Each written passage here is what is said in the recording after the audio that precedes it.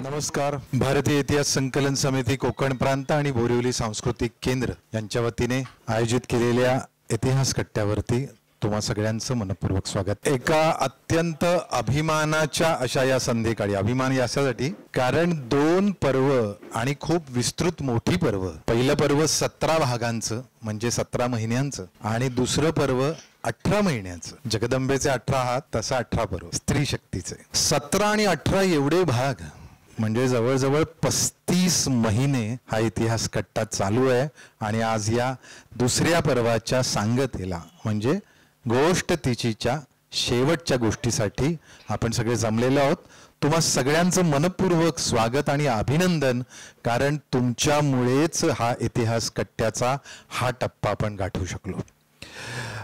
एक आत्ता या क्षणाला आपल्यामध्ये शेवटचं हे पुष्प गुंफण्यासाठी विषय थोडा आपण वेगळा केला. कारण इतिहास म्हटला की आपल्याला शक्यतो असं वाटतं की तो राजकीय इतिहास आहे, पण असं नसतं. सामाजिक इतिहास, सांस्कृतिक इतिहास, सगळे इतिहासाची वेगवेगळं साहित्य, भाषा हा सुद्धा इतिहासाचा मोठा भाग आहे. त्यामुळे गोष्ट तिची मध्ये ज्यांनी संस्कार केले, ज्यांनी आपली नीतिमत्ता घडवली, ज्यांनी महाराष्ट्राच्या संपूर्ण जीवनाला एक तत्वज्ञानाची बैठक दिली, त्या वारकरी संप्रदायाला, अर्थात आपल्या विठू माझा लेकुरवाळा अशा त्या विठ्ठलाच्या भक्तीने महाराष्ट्र गेले जवळजवळ 1000 वर्ष निनादतो आहे. आणि त्यामुळे या ठिकाणी या पुष्पाला शेवटचं आम्ही जे पुष्प घेतलं गोष्ट तिची, ते संत साहित्य. आणि ते संत साहित्य सांगण्यासाठी संत साहित्याच्या अभ्यासिकाच हव्या होत्या. आणि आम्ही केवळ एका शब्दावरती ज्यांना आम्ही विनंती करतो आणि लगेच हो म्हणतात, त्या आमच्या हक्काच्या डॉक्टर अपर्णाताई बेडेकर यांचं मी ते स्वागत करतो. अपर्णाताई कृपया या. अपर्णाताईंची ओळख मी करून देईनच त्या बोलण्यापूर्वी. गोष्ट तिची हे पर्व आपण संपवतो आहोत.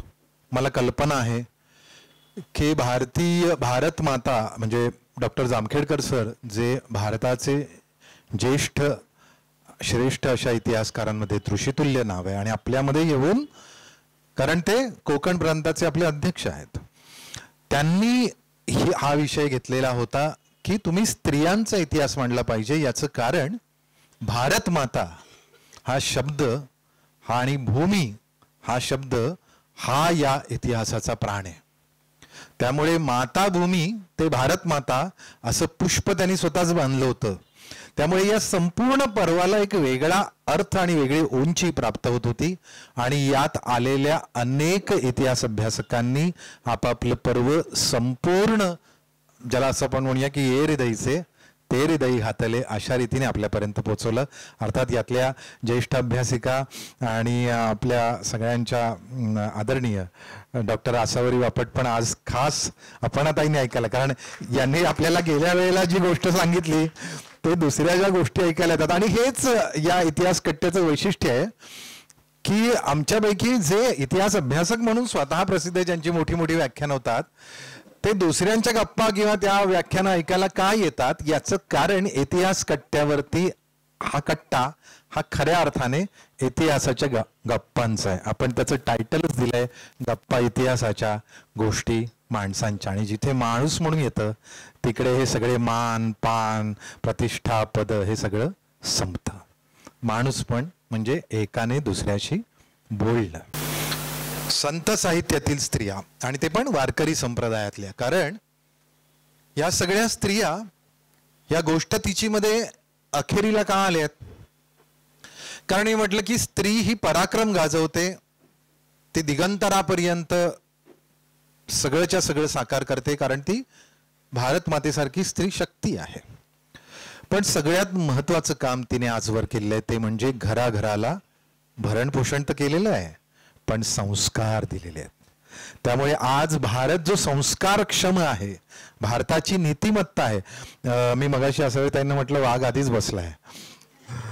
वाघ नाही तर वाघाची मावशी. आणि त्याचं कारण असं आहे, असं म्हणजे जस्ट एक विनोदाने पण घेऊ शकता, दुर्गेचं पर्व संपताय ना, तर त्याच्यामुळे हे मार्जार नावाचा जी जात आहे त्याच्यातलं काहीतरी आलं पाहिजे. 18 हाताचं 18वं पर्व. अपर्णाताईंचा परिचय करून देतो. अर्थात मी हा ग्रुपवर टाकलाय तरी सुद्धा, आणि खूप मोठा परिचय आहे, पण लगेच मी तुम्हाला करतो कारण ते हे औपचारिक काम करायला लागतं. MA मराठी मुंबई विद्यापीठातून आहेत आणि मुंबई विद्यापीठातून MA घेताना त्यांनी त्याच्यामध्ये सुवर्ण पदक घेतलेलं आहे. समर्थ रामदासांच्या साहित्याचा विवेचनात्मक अभ्यास. समर्थ रामदास स्वामी हे पेलवणं आधी मुळात कठीण, म्हणजे सगळ्याच अर्थाने. मी शिवचरित्राचा अभ्यासक असल्या कारणाने मला माहिती आहे की ते समर्थ रामदास स्वामींचं चरित्र त्याला पॅरलल चालतं. त्यामुळे या समर्थ रामदासांच्या साहित्याचा विवेचनात्मक अभ्यास हा त्यांचा प्रबंध होता, आणि 2018 साली हा प्रबंध त्यांनी मुंबई विद्यापीठाला सादर केला आणि त्यांना त्याच्यात त्याची PhD झालेली आहे. समर्थ रामदास स्वामींवरती PhD घेतल्यामुळे अपर्णाताई आपलं भरपूर अभिनंदन. Centre for Hindu philosophical studies या अभ्यास मंडळाच्या सदस्य आहेत त्या. सांस्कृतिक कार्य संचालनालय महाराष्ट्र शासन यांचा साहित्यिक आणि कलाकार मानधन समितीच्या सदस्य आहेत.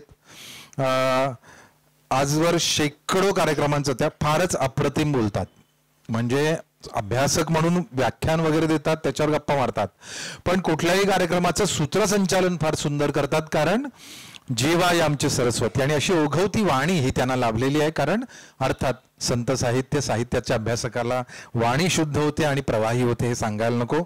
धुळे येथील समर्थ वाग्देवता मंदिर येथे संशोधन कार्यामध्ये त्या सहभागी आहेत.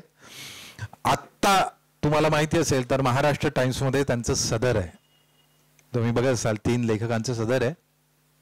त्याच्यामध्ये त्या समर्थांचे विचार, समर्थांच्या अनेक गोष्टी, अनेक मुळात तत्व, हे विचार हे त्याच्यात मांडता आहेत.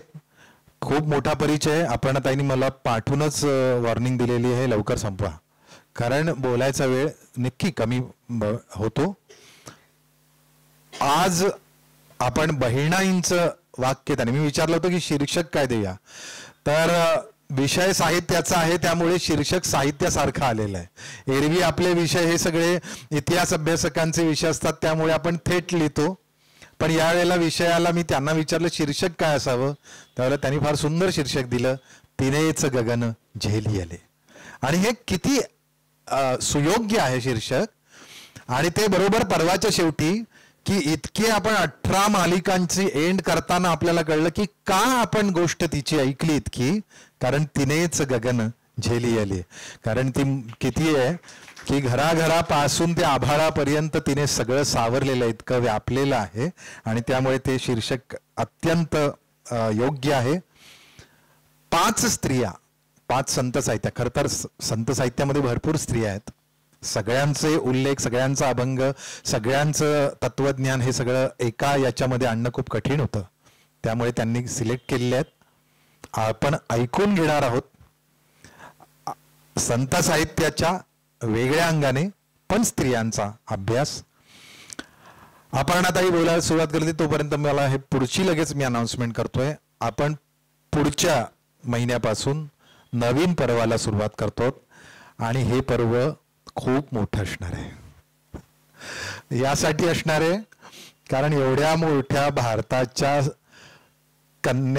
काश्मीर पासून कन्याकुमारी पर्यंत आणि सौराष्ट्र पासून आसाम पर्यंत पसरलेल्या विस्तृत भूमीच्या राजघराण्यांचा इतिहास आपण घेणार आहोत जाणून.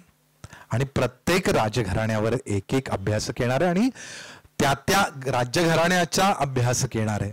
खूप वेगळं पर्व. आपल्याला फक्त मराठ्यांचा इतिहास माहिती असतो किंवा महाराष्ट्रातले फार फार, पण चोळांचा इतिहास आपल्याला माहित नाही, शृंगांचा इतिहास माहित नाही, मौर्यांचा इतिहास माहित नाही. फार फार तर आपल्याला सम्राट अशोक, चंद्रगुप्त, चाणक्य अशी नावं असतात, पण सगळे राजघराणे गुप्तापासून सगळ्या लोकांनी भारत घडवला, मोठा केला, सुवर्णयुग निर्माण केलं. त्यामुळे या सुवर्णभूमीच्या राजघराण्यांचा, राजवंशांचा राजकीय इतिहास आपण पुढच्या पर्वाला घेणार आहोत. मी मुद्दामून सांगितलं तुम्हाला, आणि मला खात्री आहे की तुम्ही तुमचे पेशन्स हे इतके ग्रेट आहेत की हा इतिहास कट्ट्याची पुढचं म्हणजे 5-6 वर्षाचं बुकिंग झाल्यासारखं तुम्ही हे सपोर्टिव्ह तुम्ही दिलेलं आहात. तुमच्या मनापासून तुमच्या सगळ्यांचं अभिनंदन, अभिवादन, धन्यवाद. धन्यवाद सर. एका प्रार्थनेने सुरुवात करूया. गणाधीश जो ईश सर्वा गुणांचा, मुळारंभ आरंभ तो निर्गुणाचा. नमो शारदा मूळ चत्वार वाचा, गमू पंथ आनंत या राघवाचा. या कुंदेंदु तुषार हार धवला, या शुभ्रवस्त्रावृता, या वीणावर दंड मंडित करा, या श्वेत पद्मासना. या ब्रह्माच्युत शंकर प्रभृतिभिर्देवै सदा वंदिता. सामां पातु सरस्वती भगवती निशेष जाड्यापहा. सर, उल्लेख करताना या पर्वाचं शेवटचं पुष्प असं म्हणूच नका तुम्ही, कारण ही अखेर कुठेतरी नवीन पर्वाला जन्म देत असते. आणि ज्या देदीप्यमान काळाबद्दल इथे अनेक 17 पुष्प झाली आहेत आणि हे 18वं पुष्प, तो काळ असा संपूच देणार नाही ह्या व्याख्यानमालेला. त्यामुळे हा जो उपक्रम आहे पहिला, त्याच्याबद्दल तुम्हा सर्वांचं इतिहास कट्ट्याचं अतिशय मनापासून अभिनंदन करते. आणि या अशा सुंदर ठिकाणी या पर्वामध्ये आणि या वन उद्यानात बोलायचं खूप आनंदाचा विषय आहे हा सगळा. त्यामुळे सर्वांचं मनापासून अभिनंदन करते, तुम्हाला सर्वांना धन्यवाद देते. मी इथे पोहोचले बाहेर आणि सरांना फोन केला, आसावरीला फोन केला, तेव्हा 5:31 झाली होती. सहज घड्याळ मोबाईलमध्ये अगदी ॲक्युरेट वेळ आता कळत असते. तर माझ्या ज्या गुरु आहेत त्यांनी मला सांगितलं होतं की कधीही कुठेही जायचं असताना, म्हणजे वक्ता म्हणूनच नव्हे, कुठेही जायचं असेल, विशेषतः जेव्हा वक्ता म्हणून जायचं असेल, त्यावेळेला व्यासपीठावरनं बोलताना वक्त्याने वेळेच्या आधी पोहोचणं अपेक्षित आहे. मी 1 मिनिट उशिरा आले, त्याबद्दल आधी दिलगिरी व्यक्त करते, पण त्यांनी सांगितलेला विचार मला तुमच्यापर्यंत पोहोचाय. हल्ली असं होईल की काय तेवढं काय आहे, 1 मिनिट उशिरा झाला म्हणून कसली दिलगिरी. पण माझ्या बाई मला असं म्हणाल्या होत्या की व्यासपीठावरनं बोलतेस, त्या जागेचं नाव व्यास आहे आणि याचा अर्थ येणाऱ्या वक्त्याला ऐकण्यासाठी व्यास इथे उपस्थित असतात. व्यास हे सप्त चिरंजीवातले एक चिरंजीव आहेत, आपल्याला माहिती आहे. त्यामुळे कुठलाही वक्ता हा व्यासांपेक्षा मोठा नाही. त्यामुळे व्यासांच्या येण्याच्या आधी, त्या वेळेच्या आधी वक्त्याने पोहोचणं अपेक्षित आहे. प्रमुख पाहुणे नंतरच येतात, अध्यक्ष नंतर येतात. हे खरं म्हणजे या सूचनेला साजेसं नाहीये. म्हणून 1 मिनिट जरी उशीर झाला तरी तो चांगलं नव्हे. त्यामुळे दिलगिरी व्यक्त करते. मध्ययुगातल्या काळातला बसून देत नाही ना, माझा मोबाईल ऑफ कर, मी बघितलं नाही. मांजर बसले का माझ्या समोर? हा, नाही, माझ्या समोर एक मोठी श्रोता बसली आहे 4 पायांची. अगदी आज सकाळी काही ऐकत होते मी आणि त्या प्रवचनकारांनी बिरबल बादशाहची एक गोष्ट सांगितली होती. हा इतका लबाड प्राणी आहे ना एकीकडे, पण बादशाह मात्र त्याला फार कुरवाळत असतो. त्याच्या बाजूला एकदा एक अगदी जवळ अशा ठिकाणी ते मांजर बसलेलं असतं, एक समई लावलेली असते, एक दिवा लावलेला असतो की मांजर जरा जरी हल्लं तरी तो दिवा विझेल इतक्या अंतरावर. पण त्या मांजराला कल्पना असते की दिवा मी विझू देणार नाही, आणि म्हणून ते शांतपणे निश्चलपणे बसलेलं असतं. आणि बिरबलाला काही हे पटत नसतं, हे कसलं निश्चल, म्हणजे विरक्त. बादशाह त्याला म्हणतो, विरक्ती बघितली का किती आहे, किती विरक्त भाव आहे, किती शांत भाव आहे त्याच्याकडे. ते शांत बसलंय, ते हालचाल सुद्धा करत नाही, कारण त्याला माहिती आहे आपल्या हालचालीने इथे हा दिवा विझणार आहे. बिरबलाला अजिबात हे पटत नसतं. पण त्या दिवशी बिरबलाला काही उत्तर देता येत नाही, कारण खरंच ते मांजर असंच्या असं शांत बसलेलं असतं जसं आत्ता ते बसलंय. आणि अतिशय बेचैन होऊन बिरबल घरी जातो, पण हे पटत नाहीये. त्याचा मुलगा त्याला प्रश्न विचारतो की काय झालं तुम्हाला आज, असे का तुम्ही नाही म्हणले, उत्तर देता आलं नाही मला, पटत नसूनही.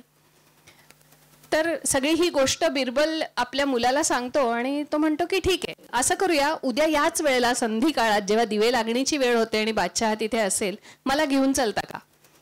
बिरबल म्हणतो ठीक आहे.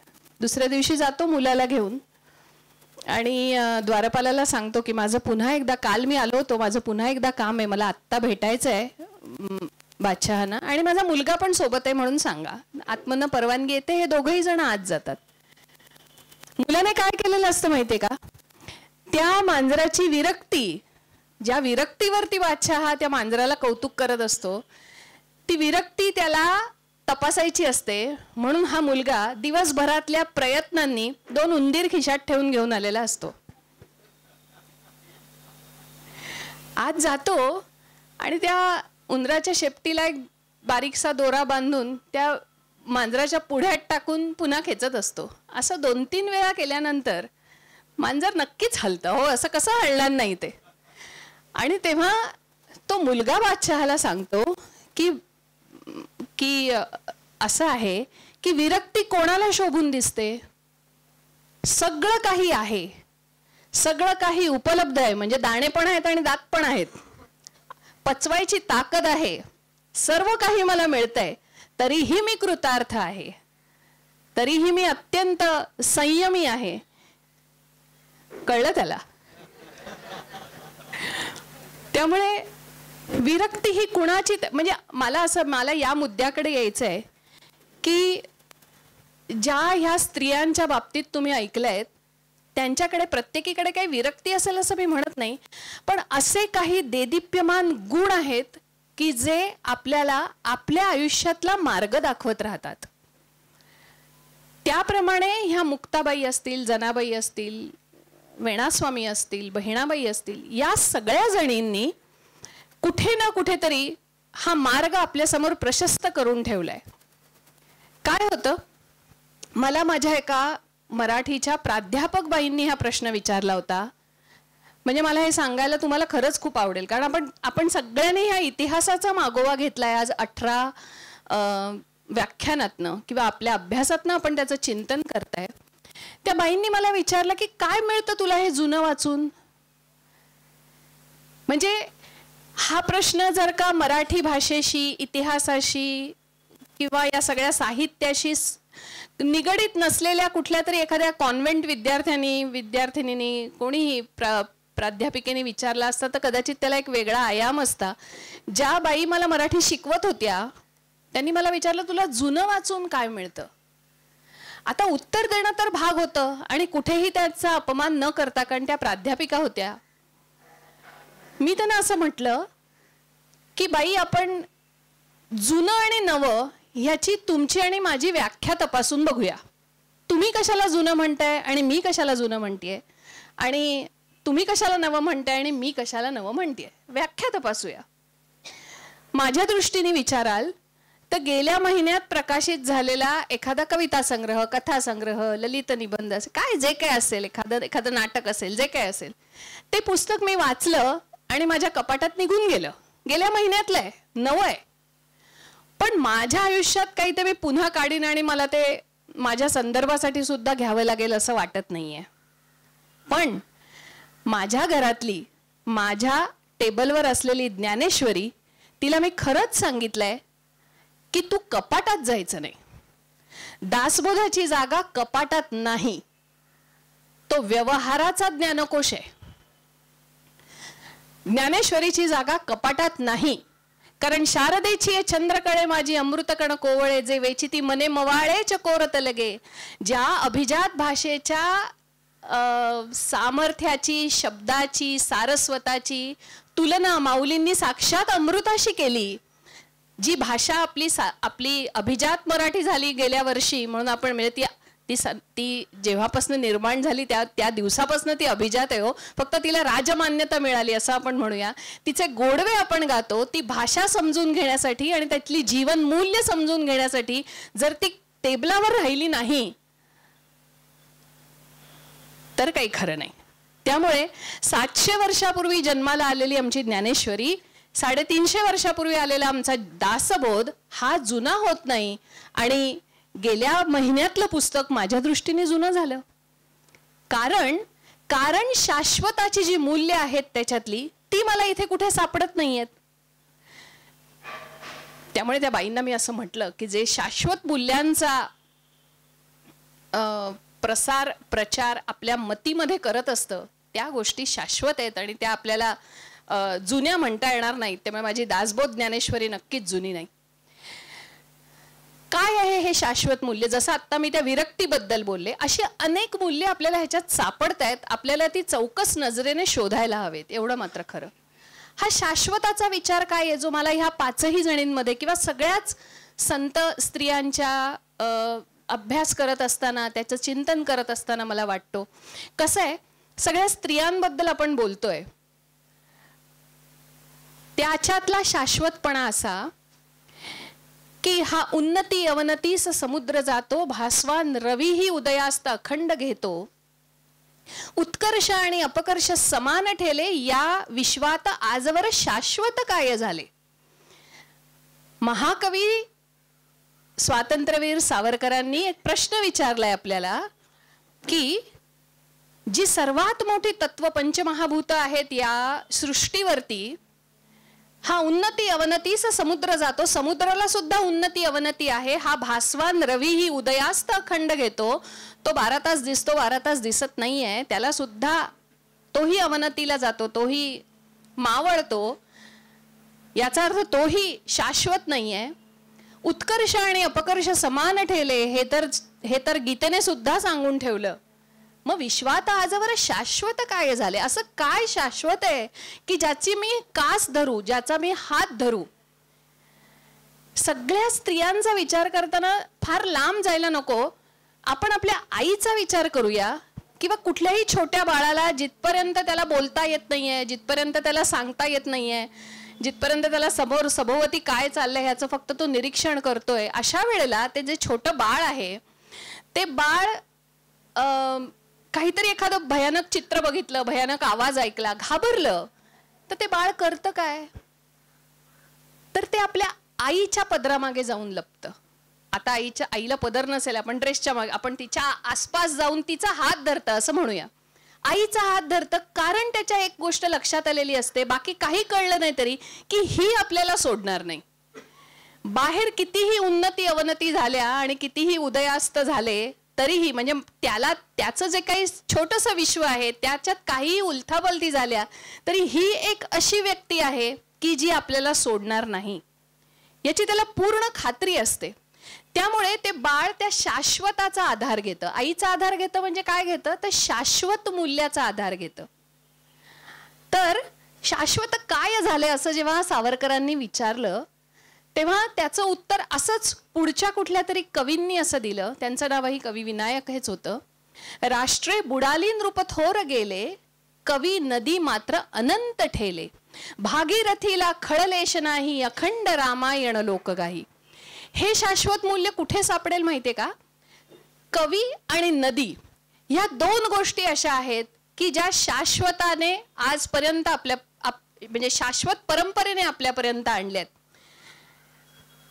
विचार करा, त्यांनी असं सांगितलं की भागीरथीला खळलेश नाही, गंगा जशी अनादिकालापासून वाहत होती तशीच आजही वाहते.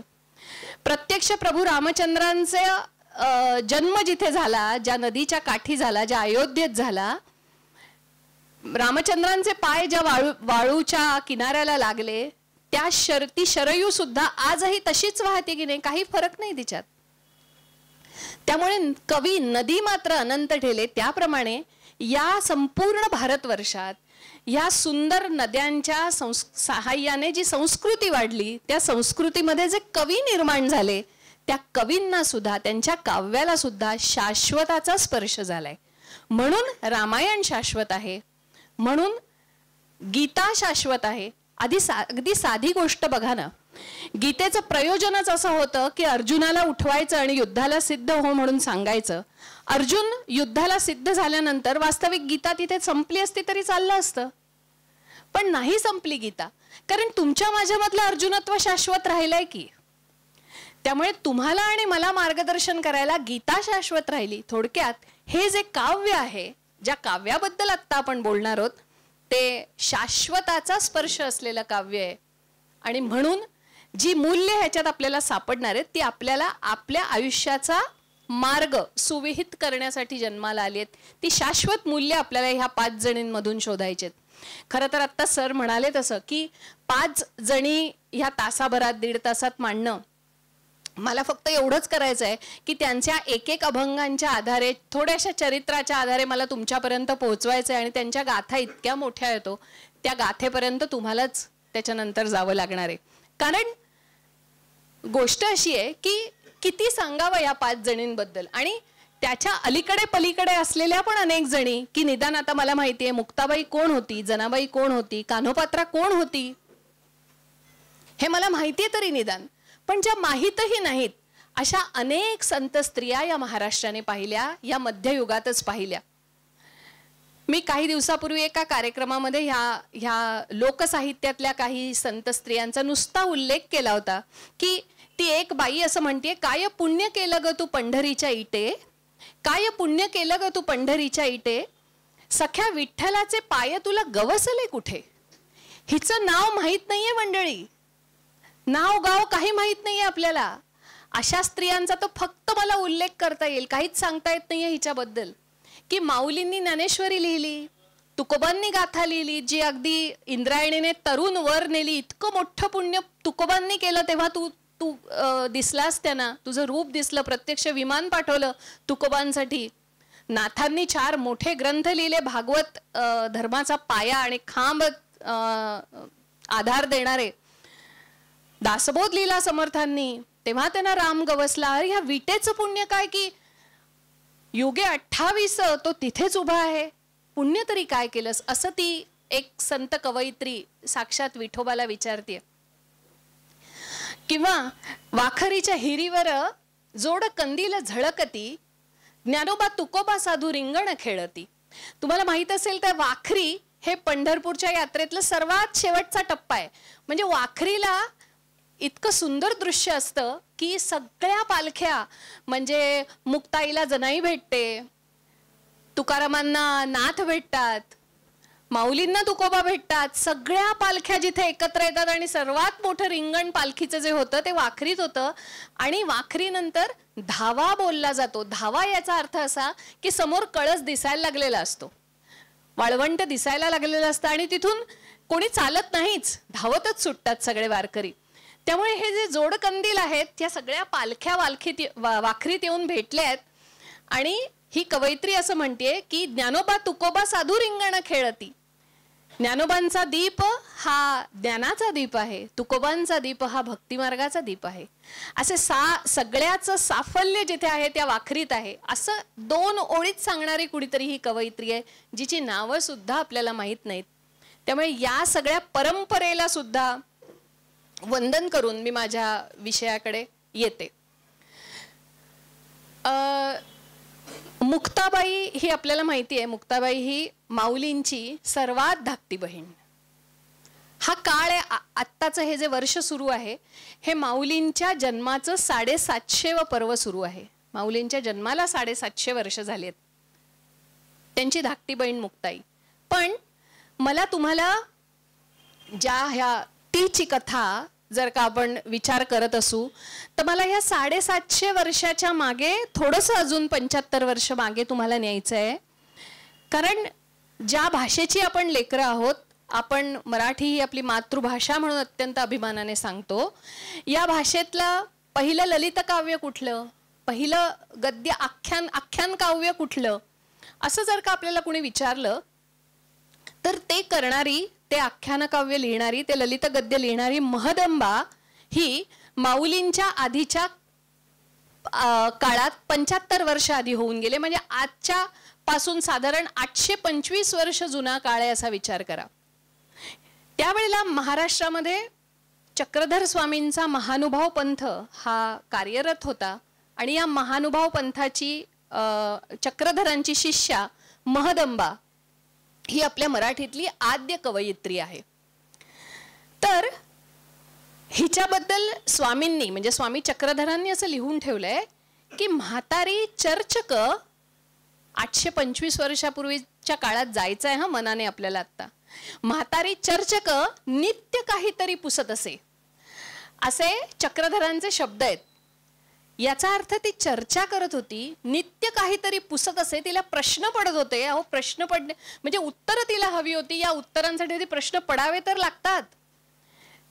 ती वाचत होती, ती सजग होती, आजूबाजूला काय चाललंय ह्याच्याबद्दल अत्यंत चौकसपणे ती ज्ञान स्वतःचं करून घेत होती. आणि अशी ही चर्चा करणारी ही जी महदंबा होती, तिच्याबद्दल फार बोलता येणार नाही आता, पण तिचं वाक्य असं आहे तिने लिहिलेलं की बाई, मी विषय काय आहे तो सांगते मग त्याच्याबद्दल बोलते. ती 2 वाक्य, ते 2 ओळी फक्त आपण ऐकून घ्या की बाई, 9 नाड्यातील ही एक नाडी, ये नवद्वारे नवस्त्रावा, तैसा हा एक धातू असे. मंडळी, ही महदंबा बोलतीये ते आपल्या स्त्रियांमध्ये असणाऱ्या मासिक पाळीबद्दल बोलतीये. तीची चर्चा करायची ना, मग हा विषय तर येऊनच जाऊन दे जो 850 वर्षापूर्वी हिने चर्चा केली आहे. ती असं म्हणते, बाई 9 नाड्यातील ही एक नाडी, तैसा हा एक धातू असे. तिला सांगायचं आहे असं की स्त्रीच्या शरीराला 9 द्वार आहेत आणि या 9 द्वारांना एक एक धातू दिलेला आहे. हे शरीर विज्ञान ती अत्यंत उत्तमपणे सजगपणे जाणत होती. आणि म्हणून ती विचारते की डोळ्यात अश्रू आहेत की नाही. अश्रू नसतील म्हणजे डोळ्यातलं पाणी जर का नसेल तर डोळ्यांचं काम नीट चालेल का. बारीकसा जरी धुलीकण गेला जो आपल्याला दिसतही नाहीये, तो सहजपणे त्या पाण्यातनं वाहून जावा अशी या शरीराची रचना देवाने केली ना. तोंडात लाळ आहे का. आहे. लाळ नसेल तर जे अन्नपचन इथेच होतं, जे घास आपण लाळेमध्ये मिसळला जातो आणि मग तो अन्ननलिकेतून खाली जातो पचनासाठी, ते घडेल का. आपल्या सगळ्या त्वचेला रंध्र आहेत, त्वचेवरती रंध्र आहेत. त्या रंध्रांचं काम काय म्हणजे जेव्हा अतिशय उष्णता बाहेर वाढलेली असते हवामानातली, त्यावेळेला खूप घाम येतो, आपल्या शरीरात ते बाष्पीभवन होतं आणि आपोआप आपल्या शरीराचं तापमान खाली जातं. हे सारं शरीर विज्ञान 825 वर्षापूर्वीच्या या महदंबेला माहितीये. आणि म्हणून ती विचारते की मग हा जो मासिक स्त्राव आहे तो तर सर्जनाचं प्रतीक आहे की नाही. मग तो अपवित्र कसा, मग तो अमंगल कसा. आता मला सांगा की ह्या साहित्याला मी जुनं म्हणू का. अहो एवढे पुढारलेले तर आपण पण नाही होत. आज या ठिकाणी बसलेलं प्रत्येक जण माझ्याशी सहमत होईल. इतके ह्याला अमंगल म्हणू नका हे जर तिने 825 वर्षापूर्वी सांगितलंय, तर जुनं काय आणि नवं काय ह्याच्या व्याख्या आपल्यापैकी प्रत्येकाने तपासायला हव्यात. एकदा असं कुणाशी तरी बोलल्यानंतर मला श्रोत्यांपैकी कुणीतरी येऊन विचारलं होतं, म्हणजे काय आता उद्यापासून सगळं सोडून द्यायचं की काय, तू म्हणतेस म्हणून. म्हटलं नाही, मी म्हणते म्हणून काहीच सोडू नका. मी तर तेच म्हणते की आपण इतके पुढारलेले नाहीच आहोत. फक्त आमच्या या ग्रंथांना जुनं म्हणताना मात्र विचार करा. या ग्रंथांमध्ये सांगितलेली तत्व जुनी नाहीत, कारण ती आजही तुम्हाला अवलंबताना तुम्ही मागे पुढे बघताय. त्यामुळे कसं आहे ना, ही सगळी एखादं जुनं झाड, जुनं म्हणजे कसं म्हणायचं, ज्याचं आयुर्मान 200-100 वर्षाचं असेल, मोठं खोड आहे, शाखा संभार त्याचा खूप सुंदर पानं फुलं त्याला आहेत आणि पक्ष्यांची घरटी आहेत, खाली सावलीत पांथस्थ येऊन थांबलेत, अशा एका सुंदर झाडाची कल्पना करा. झाडांशी निजलो आपण झाडात पुन्हा उगवाया, भय इथले संपत नाही. जर ग्रेसांची कविता तुम्हाला आठवत असेल तर ते जे बीज आहे ना, जे झाडावरनं एकच खाली पडलं ते जुनं झालं होतं, वटलं होतं ते खाली, म्हणून ते खाली पडून गेलं. पण ते असं म्हणतं की झाडांशी निजलो आपण झाडात पुन्हा उगवाया. हो, ह्या जुन्या झालेल्या बीजामध्ये अशी शेकडो झाडं निर्माण करण्याची क्षमता उदरात टिकू नये त्याचं काय? तसं इतिहासाकडे बघताना हा इतिहास कट्टा आहे. मी ही 300-350 वर्षापूर्वीचा इतिहासच तुमच्या समोर मांडणार आहे. याच्यामधली जी बीज आहेत ती शाश्वत आहेत. त्या शाश्वत बीजांकडे लक्ष जायला हवं. तो ग्रंथ किती जुना आहे याच्यावरती काहीही ठरत नाही. असा सगळा विचार घेऊन आपण या मुक्ताबाईकडे जाऊया, कारण आता ती 750 वर्ष त्याच्यानंतरचा काळ आहे तिचा.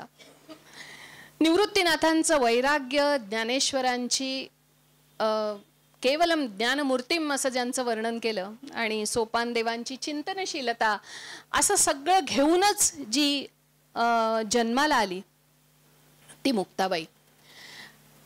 माझ्या पुढे बसलेला सगळ्यात आपल्या सगळ्यांचा वयोगट असा आहे की प्रभातचा तो कृष्णधवल चित्रपट ज्ञानेश्वर आपल्याला आठवत असेल की, म्हणजे मी तर खूप थरारून गेले होते. मी खूप लहान होते त्यावेळेला जेव्हा मी ते बघितलं तेव्हा, आणि अजूनही त्या तो विषय समोर येऊन गेला ना, तो काळ्या पांढऱ्या चित्रपटातला, की ना कुठेतरी चलबिचल होऊन जाते की उद्या सकाळी आपण उठलो आणि आपले आई बाबाच नाहीत. ही भावंड म्हणजे मुक्ताबाई तर असेल एक 5-6 वर्षाची, आणि सगळ्यात मोठे निवृत्तीनाथ असतील तिच्यापेक्षा एक 7-8 वर्षांनी मोठे. ह्या वर्षातल्या काळातली ही 4 भावंड, आणि संपूर्ण गावाने बहिष्कृत केलं आई वडिलांना. पुढे देहांत प्रायश्चित्ताची शिक्षाही दिली, आणि त्या आई वडिलांनी देहांत सोसला आणि ते निघून गेले. त्यावेळेला ह्या परकरातल्या मुक्ताईला, म्हणजे ती खरोखर भातुकली खेळायचं तिचं वय आहे, अशा मुक्ताबाईला त्यांचं मातृपद स्वीकारावं लागलंय. त्यामुळे मुक्ताबाईच्या आयुष्यामध्ये एक असा सुंदर दुहेरी पेड आहे असं मला नेहमी जाणवतं. एकीकडे ती अत्यंत मातृवत्सल आहे, आणि दुसरीकडे ती साक्षात आदिमायेचा अवतार आहे. स्त्री सुलभ संवेदनशीलता, अतिशय संवेदनशील आहे ती, पण तरीही दुसरीकडे तिचा जो पेड आहे तो व्यक्तिमत्वाचा, त्याच्यात ती चांगदेवांचं गुरुपद जिला घेता आलं, अशी ती आदिमाया आहे साक्षात. आणि हा जो पेड आहे ना, तो द्वंद्वातीत असा पेड आहे. म्हणजे तिचं थोडंसं चरित्राकडे मी तुम्हाला घेऊन येते, पण ती इतकी मातृवत्सल आहे ना ह्या घटनेच्या वेळेला. त्यावेळेला ती लिहून जाते की तात आणि माता गेलेसे निघून, तेव्हा आम्ही लहान पांडुरंगा. सांगणार कोणाला? सांगण्यासारखं आहेच कोण? ज्याच्याशी मन मोकळं करावं असं आहे कोण तिच्याकडे? वडील बंधू आहेत 3 जण, पण तीही लहान आहे. त्यामुळे ती पांडुरंगाला सांगते की तात आणि माता गेलेसे निघून, तेव्हा आम्ही लहान पांडुरंगा. निवृत्ती ज्ञानेश्वर कोरांनाचे अन्न, सांभाळी सोपान मज लागी. सोपान मागे राहतो, त्या झोपडीत राहतो, आणि निवृत्ती आणि ज्ञानदेव कोरांना अन्न मागायला भिक्षाटन करतात, आणि हा सोपान मला सांभाळतो. असं एक फार जीवाला चटका लावणारं असं मुक्ताबाई लिहून जाते. पण पुन्हा तिचा तो दुहेरी पेड किती विलक्षण आहे माहितीये का? आता जो चांगदेवांचा उल्लेख आपण केला, या चांगदेवांचं गुरुपद मुक्ताईला मिळालं होतं. तर आपल्याला माहितीये की गोष्ट आपल्याला सगळ्यांना माहिती आहे, त्यात मी वेळ घालवत नाही, पण चांगदेव वाघावरती बसून या भावंडांना भेटायला आले, आणि ही भावंड छान ऊन खात एका भिंतीवरती बसलेली होती, आणि चांगदेवांच्या हातात चाबूक होता, सर्पसत्र होतं, आणि वाघावर बसून आले होते. आणि त्याच्याही आधी हे येण्याच्या आधी चांगदेवांनी कोरं पत्र पाठवलं होतं. कोणाला? ज्ञानदेवांना. का कोरं झालं होतं ते? बघा ना, भाषा इतकी सुंदर आहे ना आपली, की पत्राचा मायना काय असावा याच्यावरनं सुद्धा. आता कोणी लिहित नाही हो पत्र, आता फक्त ईमेल करतो आपण, किंवा फार तर व्हॉट्सअप मेसेज. इतकं इन्स्टा झालंय सगळं की विषय थेट काय ते बोल, कोण बघताय त्या मायन्या बिन्याकडे.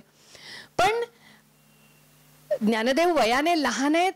चिरंजीव ज्ञानदेव म्हणू की तीर्थरूप ज्ञानदेव म्हणू, कारण वयाने लहान असले तरी परमार्थ मार्गातला अधिकार फार मोठा आहे. चांगदेवांना लक्षात आलं होतं.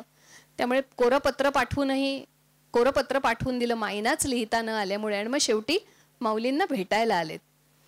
जेव्हा मुक्ताबाईने हे बघितलं की हा चांगदेव वाघावर बसून हातात सापात सर्पसत्र घेऊन आलाय, त्यावेळेला ती असं लिहिते की 1400 वर्षे शरीर केले जतन, बोधावीण शीण वाढवला नाही गुरुमंत्र. तिने ओळखलं त्यांना, नाही गुरुमंत्र नाही उपदेश, परमार्थासी दोष लावियला. ती असं म्हणते, जो स्वतः योगी आहे, 1400 वर्ष योग मार्गाची साधना तुम्ही करताय आणि योग मार्गाने हे शरीर जतन केलंय, जो योगी आहे ना, तो कधीही आपल्या सिद्धींचं प्रदर्शन करत नाही. ही पहिली गोष्ट. तो नाही येत वाघावर बसून, तो नाही येत हातात सर्पसत्र घेऊन. ती म्हणते परमार्थासी दोष लावियला. तुला गुरुमंत्र नाही ना, त्याचा परिणाम आहे हा. आणि जर का ह्या परमार्थ मार्गाला कोणी नावं ठेवली ना, तर ती सगळी तुझ्यासारख्या माणसांमुळे होतील, कारण तू प्रदर्शन करत फिरतोयस. चिमुरडी आहे ही चिमुरडी आहे जी विठ्ठलाकडे सांगते की आम्ही तेव्हा लहान होतो रे. पण तिचा परमार्थ मार्गातला अधिकार इतका विलक्षण होता की फक्त चांगदेव येत आहेत म्हटल्यावरती मुक्ताबाईंनी केलेला हा अभंग आहे. म्हणजे जे मी तुम्हाला म्हणते की विलक्षण पेड आहे व्यक्तिमत्वाचा. आणि सगळ्यात भावपूर्ण तिने कुठे लिहिलं असेल ना मुक्ताबाईंनी, तर ते ताटीचे अभंग आहेत. आपल्याला सगळ्यांना माहिती आहे. योगी पावन मनाचा साही अपराध जनाचा, असावरीचा अतिशय आवडता अभंग आहे. योगी पावन मनाचा साही अपराध जनाचा, विश्वरागे झाले वन्नी संती सुखे वावे पाणी. शब्दशस्त्रे झाले क्लेश संती मानावा उपदेश, विश्वपट ब्रह्मदोरा ताटी उघडा ज्ञानेश्वरा. काय झालं होतं की कोरांना अन्न मागायला माऊली गेलेत, निवृत्तीनाथ गेलेत. अन्न तर दिलं नाहीच हो, जे काही मिळालं होतं ते भाजायला खापरही दिलं नाही हो. अतिशय हाल अपेष्टा या चारही भावंडांनी सोसलेत. आणि असं असून सुद्धा माऊलींच्या ज्ञानेश्वरीत, निवृत्तीनाथांच्या गाथेत, सोपानदेवांच्या अभंगात, मुक्ताईच्या गाथेत याचा बारीकसा ओरखडा सुद्धा नाही. हे ग्रंथ का जुने होत नाहीत माहितीये का? कारण अहो सकाळची कामाची बाई नाही आली तरी म्हणजे काय माझं काही काम झालं नाही, आलीच नाही आज. म्हणजे आपल्याला इतक्या सबबी सांगायची सवय लागली ना, इतक्या सबब. म्हणजे हे बघा, या टेबलाच्या या बाजूला मी असलं तरी मी तुमच्यातलीच आहे, आपण गप्पाच मारतोय नाही तरी, कारण आपण सामान्य माणसं होतो.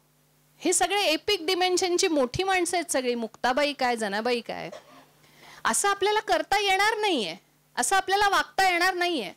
पण मग काय करायचं हे वाचून, असा प्रश्न पडेल एखाद्या वेळेला, एखाद्याला तरी नक्की पडेल. मग कशाला सांगतेस हे सगळं, असा विचार करताना मला नेहमी असं वाटतं की ना, आमचा एक समूह आहे ज्याच्या मार्फत आम्ही सह्याद्रीतल्या गड किल्ल्यांवरती जातो. मला माहितीये की मी आतापर्यंत एक कुठला तरी गड जो केलाय तो 3-3.5 फुटावरती गेलो होतो, मला वाटतं चढून, रोपवेने वगैरे नव्हे. पण मला माहितीये माझ्या क्षमता काय आहेत. मी सह्याद्रीत ट्रेकिंग करते, माझ्या क्षमता मला माहिती आहेत, मी इथपर्यंतच जाऊ शकेन, ह्याच्या पलीकडे काही नाही. पण मला माहित असायला काय हरकत आहे की एव्हरेस्ट शिखर 29,000 फुटावर आहे. या विषयातले जे सर्वात सुंदर ग्रंथ आहेत, या ग्रंथांनी काय सांगून ठेवलंय हे मला माहित असायला काहीच हरकत नाही. त्यामुळे मुक्ताबाई जनाबाई सारखं वागता आलं नाही तरी चालेल, निदान त्या वरच्या ट्रेकिंगसाठी माझं ह्या जन्मात एक पाऊल तरी पुढे पडेल ना, हरकत नाही, माझं एक पाऊल तरी पुढे पडेल. त्यामुळे हिचं अलौकिक असं जे काम आहे त्याच्यात ती माऊलींना प्रसंगी माऊलींचं मातृपद ती घेते आणि म्हणते ताटी उघडा. योगी म्हणतोस ना तू स्वतःला, योगी पावन मनाचा साही अपराध जनाचा. योगी कोणाला म्हणायचं? सुख दुःखे समे कृत्वा लाभा लाभो जया जयोग. शीतोष्ण सुख दुःखेषु समसंग विवर्जिता. शीत आणि उष्ण ज्याला समान आहे, ज्याची मती सदा सर्व काळ दुःखात आणि सुखात एकाच, म्हणजे तराजूचा मधला काटा जसा एका ठिकाणी स्थिर असतो, कधीच कुठल्याही बाजूला हलत नाही, इतका जो स्थिरमती आहे त्याला योगी म्हटलं गेलंय ना. मग तू का असा चंचल होतोस? विश्व रागे झाले वन्नी संती सुखे व्हावे पाणी. जर वन्नीप्रमाणे हे बाहेरचं विश्व तुला जाळतंय, तुला भिक्षा सुद्धा घातली नाही, ठीक आहे, संत हृदयाच्या माणसाचं काम या वन्नीला वन्नीचा शह नाहीच आहे ना, देऊच शकत नाही. तुला पाणीच व्हावं लागेल, तुला शांतच व्हावं लागेल. शब्द शस्त्रे झाले क्लेश संती मानावा उपदेश. विश्वपट ब्रह्मदोरा ताटी उघडा ज्ञानेश्वरा. ती माऊलींना असं सांगतेय की बघा ना, विश्वपट कसा आहे, कुठलाही पट, हे जे वस्त्र आपण घातलेलं आहे आपल्याला माहितीये, ताना बानाने ते विणलं जातं ना. म्हणजे उभेही धागे आहेत आणि आडवे सुद्धा धागे आहेत. फक्त उभ्या धाग्यांनी वस्त्र विणलं जात नाही, फक्त आडव्या धाग्यांनी वस्त्र विणलं जात नाही. त्यामुळे उभे आणि आडवे हे छेद देणारे धागे जसे विश्वपटामध्ये सुद्धा आहेत, तसेच तुमच्या माझ्या जीवनात आहेत. सुखाला दुःखाची किनार आहे, अपयशाला यशाची गोडीच कधी ना कधीतरी चाकता येणार आहे. त्यामुळे ह्या आडव्या उभ्या धाग्यांचा विचार केला तर तसंच आपलं आयुष्य आहे. आणि म्हणून ती म्हणते की कितीही बाहेर त्रास झाले तरीही तू ताटी उघड. आणि हे सगळं ही चिमुरडी ह्या साक्षात ज्ञानमूर्ती असणाऱ्या आपल्या वडील भावाला सांगते. आणि माऊलींनी दार उघडलंय. मंडळी विचार करा, मला नेहमी असं वाटत राहतं की ते फक्त त्या कुडीचं म्हणजे त्यांच्या त्या झोपडीचं दार उघडणं इतकाच हा विषय नसावा. हा विषय त्याच्यापेक्षा खूप पलीकडे आहे. कारण इतके क्लेश झेलून आल्यानंतर माऊलींनी जर मनाचे दरवाजे बंद केले असते तर जे काही वयाच्या 16व्या वर्षापर्यंत माऊलींनी लिहून ठेवलं ते सुद्धा आपल्याला जर का प्रकट झालं नसतं, ते तिथेच बंद होऊन गेलं असतं. आणि म्हणून ती सांगते की ताटी उघडा ज्ञानेश्वरा. आमच्या घरी स्वामी गोविंददेव गिरीजी महाराज आज अनेक वर्ष येत आहेत. त्यांना एकदा मी प्रश्न विचारला होता की गुरुजी का हो असं केलं माऊलींनी, 16व्या वर्षी ज्ञानेश्वरी लिहिली, बाकी चांगदेव पासष्टी, अमृतानुभव, अभंगगाथा आणि 21व्या वर्षी समाधी सुद्धा घेऊन टाकली, आणखीन किती लिहिलं असतं माऊलींनी? तर म्हणाले बरं झालं आणखीन काही नाही लिहिलं, फार बरं झालं. कारण कल्पना करा, ज्ञानेश्वरी समजली असा हरीचा लाल काही अजून जन्माला आलेला नाही. कारण पुन्हा तेच की तिची नव काही देण्याची सर्जन क्षमता तिच्या उदरामध्ये इतकी आहे की जे मी आज सकाळी वाचलं. आणि ह्या सगळ्यांचं जेव्हा आपण माऊलींचा उल्लेख करतो तेव्हा ह्या परंपरेमधले सगळेच संत कवी, संत कवयित्री सगळ्याच येतात की आज जे मी सकाळी वाचलं त्यापेक्षा संध्याकाळी वाचलेली तीच ओवी काहीतरी वेगळं सांगून जाते, त्यापेक्षा वेगळं. मला जे प्रतीत झालंय त्याच्यापेक्षा तुम्हाला काहीतरी वेगळं प्रतीत होऊ शकतं तीच ओवी वाचताना. दासबोधाच्या बाबतीत तर हे अनेक वेळा झालंय माझ्या बाबतीत की मी 1 महिन्याभरापूर्वी हा समास वाचला होता आणि अरे बापरे याचा अर्थ आज मला काहीतरी वेगळा लागतोय. असे हे दिव्य ग्रंथ मुक्ताई सुद्धा लिहून जाते. तिच्या बाबतीत एक प्रसंग असा झालाय की इतकी हळूवार आहे, इतकी मातृवत्सल आहे, पण तेच चांगदेवांच्या बाबतीत तिने एक जे धोरण घेतलं होतं तसं नामदेवांनी त्यांच्या गाथेत मुक्ताईचा एक प्रसंग लिहून ठेवलाय. नामदेव गाथा फार अलौकिक आहे, हा तुम्हाला कुठे मिळाली तर अवश्य वाचा. नामदेवांना मुक्ताई सणकांडी वाटतेय. आधी सणकांडी म्हणजे काय ते सांगते. ताडाचं झाड आहे, म्हणजे ताड किंवा हे नारळाचं झाड, त्याची जी झावळी आहे ना, त्या झावळीच्या ज्या बाजूच्या रेषा असतात, पाती असतात ना, ते कल्पवृक्षच आहे तो. त्यामुळे त्या पात्यांपासून सुद्धा बुरुड लोक जे आहेत ते टोपल्या विणतात, माहिती आहेत आपल्याला सगळं ते, म्हणजे त्याचा उपयोग होतो.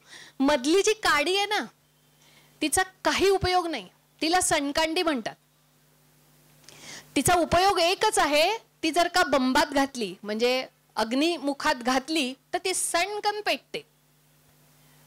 हा, तर नामदेवांना मुक्ताबाई सणकांडी वाटते. प्रसंग असा झाला की नामदेवांना असा दृष्टांत झालाय की नामदेव राहत होते पंढरपूरला, म्हणजे त्यांचं घरच पंढरपूर, सगळं घर पंढरपुरातलं. पंढरपुरात विठोबानी नामदेवांना असं सांगितलं की आळंदीला जाऊन या भावंडांची भेट घेऊन ये. आणि ही 4ही भावंड आळंदीत आलेत, नामदेवांना भेटायला आलेत. आणि पंढरीचा प्रेमा आला घरा असं म्हणून जेव्हा बरं, एक गोष्ट म्हणजे ही सगळी भावंड वयाने लहान आहेत आणि नामदेव वयानी, अधिकारानी, ज्ञानानी सर्वथा वडील आहेत. म्हणजे नामदेवांचं वय हे उत्तर वय आहे बरंच, 70च्या पुढे वगैरे असं असू शकेल या वेळेला. तर इतकी मोठी व्यक्ती पंढरपूरहून आपल्याला भेटण्यासाठी आली हे म्हटल्यानंतर पंढरीचा प्रेमा आला घरा असं म्हणून निवृत्तीनाथांनी नामदेवांना चरणस्पर्श केला. सोपानदेवांनी त्रिवार प्रदक्षिणा घातली, ज्ञानदेवांनी तर पायावर डोकं ठेवलं.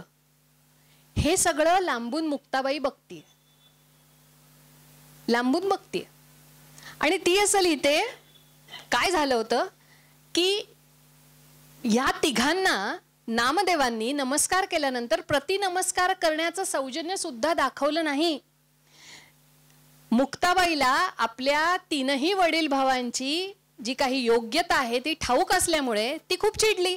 म्हणून तर नामदेव तिला सणकांडी म्हणतात की पेटच घेते लगेच त्या सणकांडी सारखा. ती असं म्हणते, अखंड जयाला देवाचा शेजार का रे अहंकार नाही गेला. तू पंढरपुरात राहतोस ना. बरं, हे कोणी म्हणावं? हे मुक्ताबाई म्हणते. आपण असं म्हणू शकत नाही हा नामदेवांना की मडकं कच्चं बिच्चं ती गोष्ट माहीत, आपण त्या अधिकाराचेच नाही हो. ती मुक्ताबाई होती म्हणून म्हणू शकते की अखंड जयाला देवाचा शेजार का रे अहंकार नाही गेला. या सगळ्या संत मंडळींनी लिहिलेल्या ग्रंथाचं सार एका ओळीत सांगा ना, असं कोणी सांगितलं ना तर फक्त आणि फक्त मला वाटतं अहंकार सोडा, बास, इतकंच निघेल. तेवढं केलं तरी आपण एक पाऊल पुढे जातोय ना, ते 4 पावलं गेलोच म्हणून समजा प्रत्येक दिवशी. म्हणून ती विचारते की पंढरपुरात राहून सुद्धा अहंकार कसा झाला गेला नाही तुझा, देवाच्या सान्निध्यात राहतोस तर. कल्पतरुवटी इच्छिली ते गोष्टी अद्याप नरोटी हाती राहिली का. कल्पतरूच्या खाली राहतोस आणि करवंटी घेऊन फिरतोस. घरी कामधेनू ताक मागू जाय, ऐसा आहे द्वाड जगा माझी. किती द्वाड आहेस रे, असं मुक्ताबाई त्यांना म्हणतीये. शेवटचं वाक्य तिचं छान आहे, शेवटची ओळ तिची छान आहे. ती म्हणते, म्हणे मुक्ताबाई जाई ना दर्शन. ह्या तिघांना नमस्कार, पायावर डोकं, काय जे काय तू प्रतिनमस्कार नाही केला ना. म्हणे मुक्ताबाई जाई ना दर्शना, आधी अहंकार दूर सारा. असे अभंग तिने, म्हणजे तिच्या अभंगांचं वैशिष्ट्यच हे आहे की ती साक्षात आदिमाया आहे. एवढ्या मोठ्या ज्ञान संपन्न अशा चांगदेवांना, नामदेवांना जी मार्गदर्शन करू शकली, ज्यांचा गुरुपद जिला घेता आलं, अशी ही मुक्ताबाई. त्यामुळे नामदेव, बरं ह्याच्यात अजून एक छान गोष्ट अशी की हे नामदेवांचं गर्वहरण आहे खरं तर. पण नामदेवांनी किती निर्मळ असावं मनाने. संतांकडचं हे शाश्वत मूल्य आपण जे विचार करतो, काय घ्यावं, किती निर्मळ आहेत. अहो, आपली फजिती झालेली आपण सांगू का. ही यांनी अजरामर करून ठेवली गाथेत. अहो, एखादा चुकीचा आपला कुठला तरी विचित्र फोटो असेल तर आपण फेसबुकवर पण टाकत नाही. काहीतरी नको, माझं नको. अरे, इतक्या सवंग गोष्टींमध्ये आपण अडकलेलो आहोत. पण हा जे गर्वहरणाचा जो प्रसंग आहे तो नामदेवांनी गाथेत लिहून ठेवला. कारण नामदेव त्याच्यानंतर कित्येक पायऱ्यावर चढले, सांगून ठेवला. आणि तो छोट्या काळाकरता नाही, कायमचा सांगून ठेवला. कारण गाथेत अभंगच आहेत मुळी. किती मोठं मन असावं. नामदेवांचं मन खरंच मोठं होतं. कारण जनाबाईचं सगळं गुरुपद नामदेवांकडे आहे. म्हणे नामयाची दासी. जनाबाईचं जर का दळिता कांडिता तुझं गायी न अनंता, न विसंबे क्षणभरी तुझे नाव गा मुरारी, नित्य हाती कारभार तुझे मुखी हरी निरंतर, माय बाप बंधू बहिणी तू गा सखा चक्रपाणी, लक्ष लागले चरणासी म्हणे नामयाची दासी. आपल्याला सगळ्यांना अभंग हा माहिती आहे. नामदेवांचं दासीपद त्या घराचं जिने घेतलं तीही नामयाची दासी जनाबाई. आधी एक विचार मनातनं पुसून टाकूया की दास्यत्व म्हणजे दासी असणं म्हणजे मोलकरीण असणं नव्हे. तुमच्या माझ्या मनामध्ये नक्की तिची तुलना मोलकरणीशी होईल. जी मोल घेते ती मोलकरीण. 1,00,000 रुपये पगारावर काम करणारी पण मोलकरीण झाली, कारण ती मोल घेते.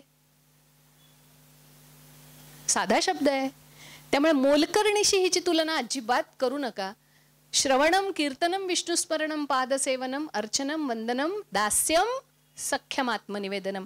ज्या 9 पायऱ्या सांगितल्या भक्तीच्या, त्या 9 पायऱ्यांपैकी दास्य भक्ती ही खूप उंचावरची 7वी पायरी जिने स्वतः तिथे ती उभी आहे अशी ही जनाबाई आहे. पण प्रसंग कसा झाला, जेव्हा जनाबाई नामदेवांच्या घरी म्हणजे पंढरपूरला घरी आली म्हणजे तिच्या वडिलांना, आई वडिलांना पण असा दृष्टांत होता की हिला नामदेवांच्या घरी नेऊन सोड, हिचं कल्याण आहे पुढे. तर ती छोटीशी अशीच लहानशी जनाबाईला घेऊन तिचे आई वडील आले आणि नामदेवांच्याकडे, नामदेव पायरीवर उभे होते आणि ते घरी घेऊन आले. नामदेवांच्या घरी 14 जण आहेत आणि ते सगळे संत कवी आहेत. नामदेवांची आई गोणाई, नामदेवांची बायको राजाई, त्यांच्या बहिणी, त्यांचे भाऊ, त्यांचे वडील, या सगळ्यांचे अभंग नामदेव गाथेत आहेत. आपण काढून बघा.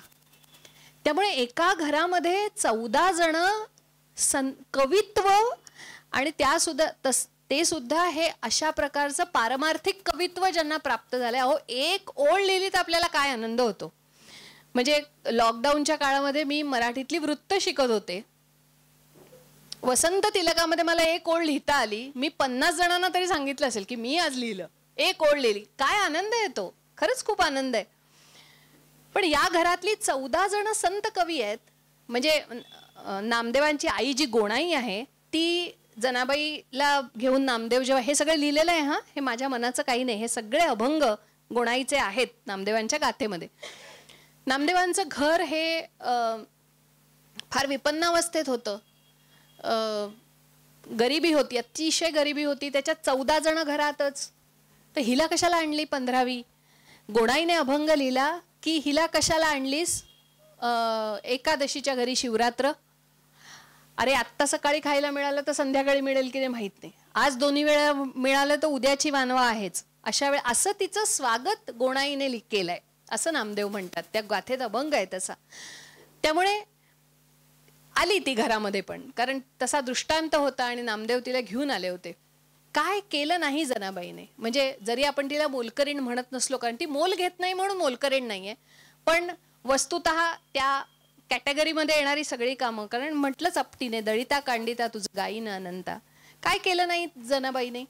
तर ते तिच्या सगळ्या अभंगात ती हेच सांगते की जनी जाय पाणीयासी तेथे धावे ऋषिकेशी. तिच्या हाताला खळ नव्हता, तिचे हात थांबत नव्हते, तिचे पाय थांबत नव्हते. संपूर्ण शरीर हे कष्टाच्या कामात गेलेलं. पण तरीही तिला कष्टाची पर्वा नव्हती, कारण ती म्हणते जनी जाय पाणीयासी तिथे धावे ऋषिकेशी. मी कुठे काय करते. एक साधी आपल्या सामान्य बुद्धीला पटेल असा एक गोष्ट आहे. आपण ज्या दिवशी साड्या खरेदी करायला जातो त्या दिवशी पाय दुखतात का? नाही दुखत. कारण हृदयाने ते स्वीकारलेलं आहे की नाही हे माझं काम आहे, आज मला जायचं आहे, मला हे आनंदाने केलेलं आहे. त्याच्या मागे कोणाचाही पगडा नाहीये तुला हे करायचं आहे म्हणून.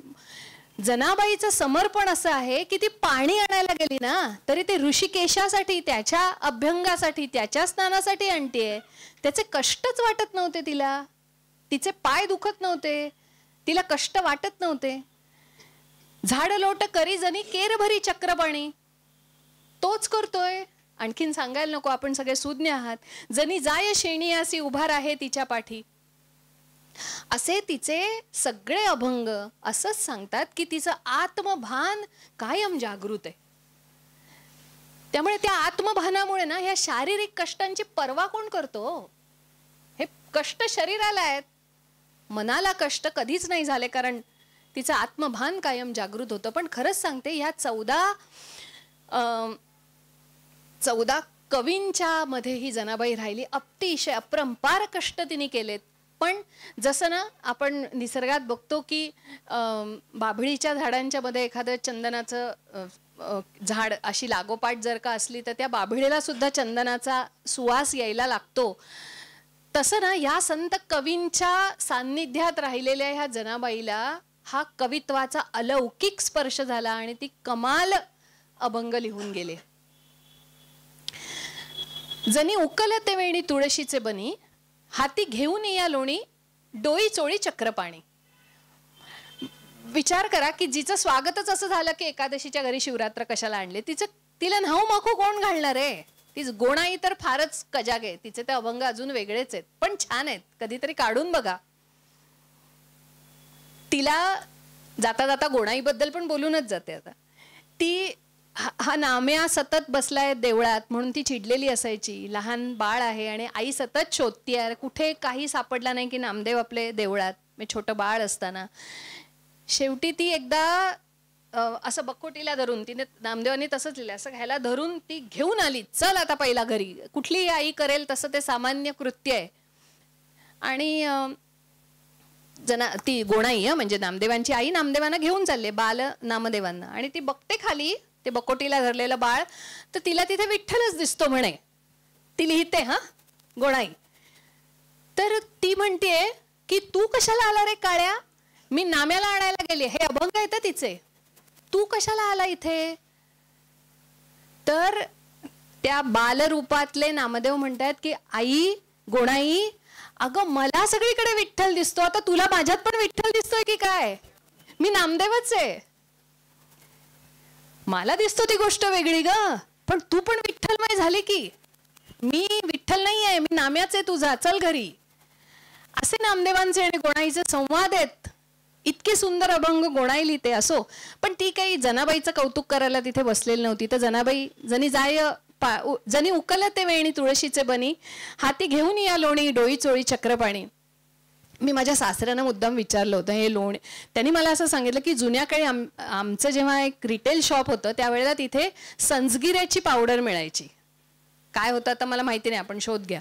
आणि ती लोण्यात कालवायची आणि ती नाहीच्या वेळेला केसांना लावायची, तर ते कंडिशनिंगचं काम करतं.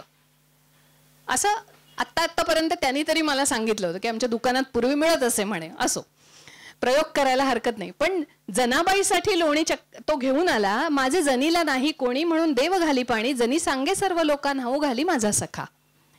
इतके कौतुक, इतके लाड कोड, जसे कष्टात मदत केले ना तसे लाड कोड सुद्धा जनाबाईचे साक्षात कृष्णाने केलेत, साक्षात विठोबानी केलेत. धुणे घेऊन काखेसी जनी गेली उपवासी, मार्गे विठ्ठल धावला म्हणे काग टाकीले मला. आता काय झालं की ती धुणं घेऊन जाते चंद्रभागेवरती आणि विठ्ठल मागे आला, काग टाकीले मला, तू मला न सांगता का आलीस.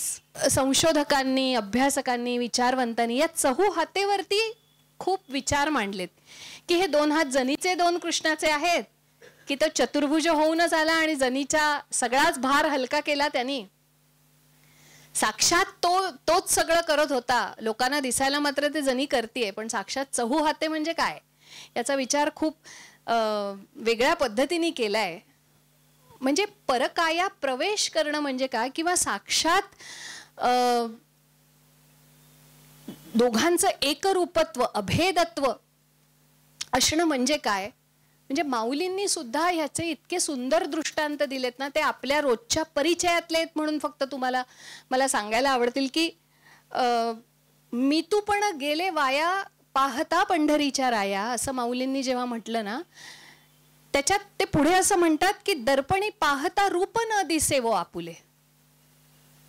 जर का मी आरसा बघायला गेले, बघा हे अभेदत्व दोघांचं, भक्त आणि देवातलं अभेदत्व हे काय आहे. दर्पणी पाहता रूप न दिसे व आपुले, बाप रखुमा देवीवरे मज ऐसे केले, असं माऊली म्हणतात ना.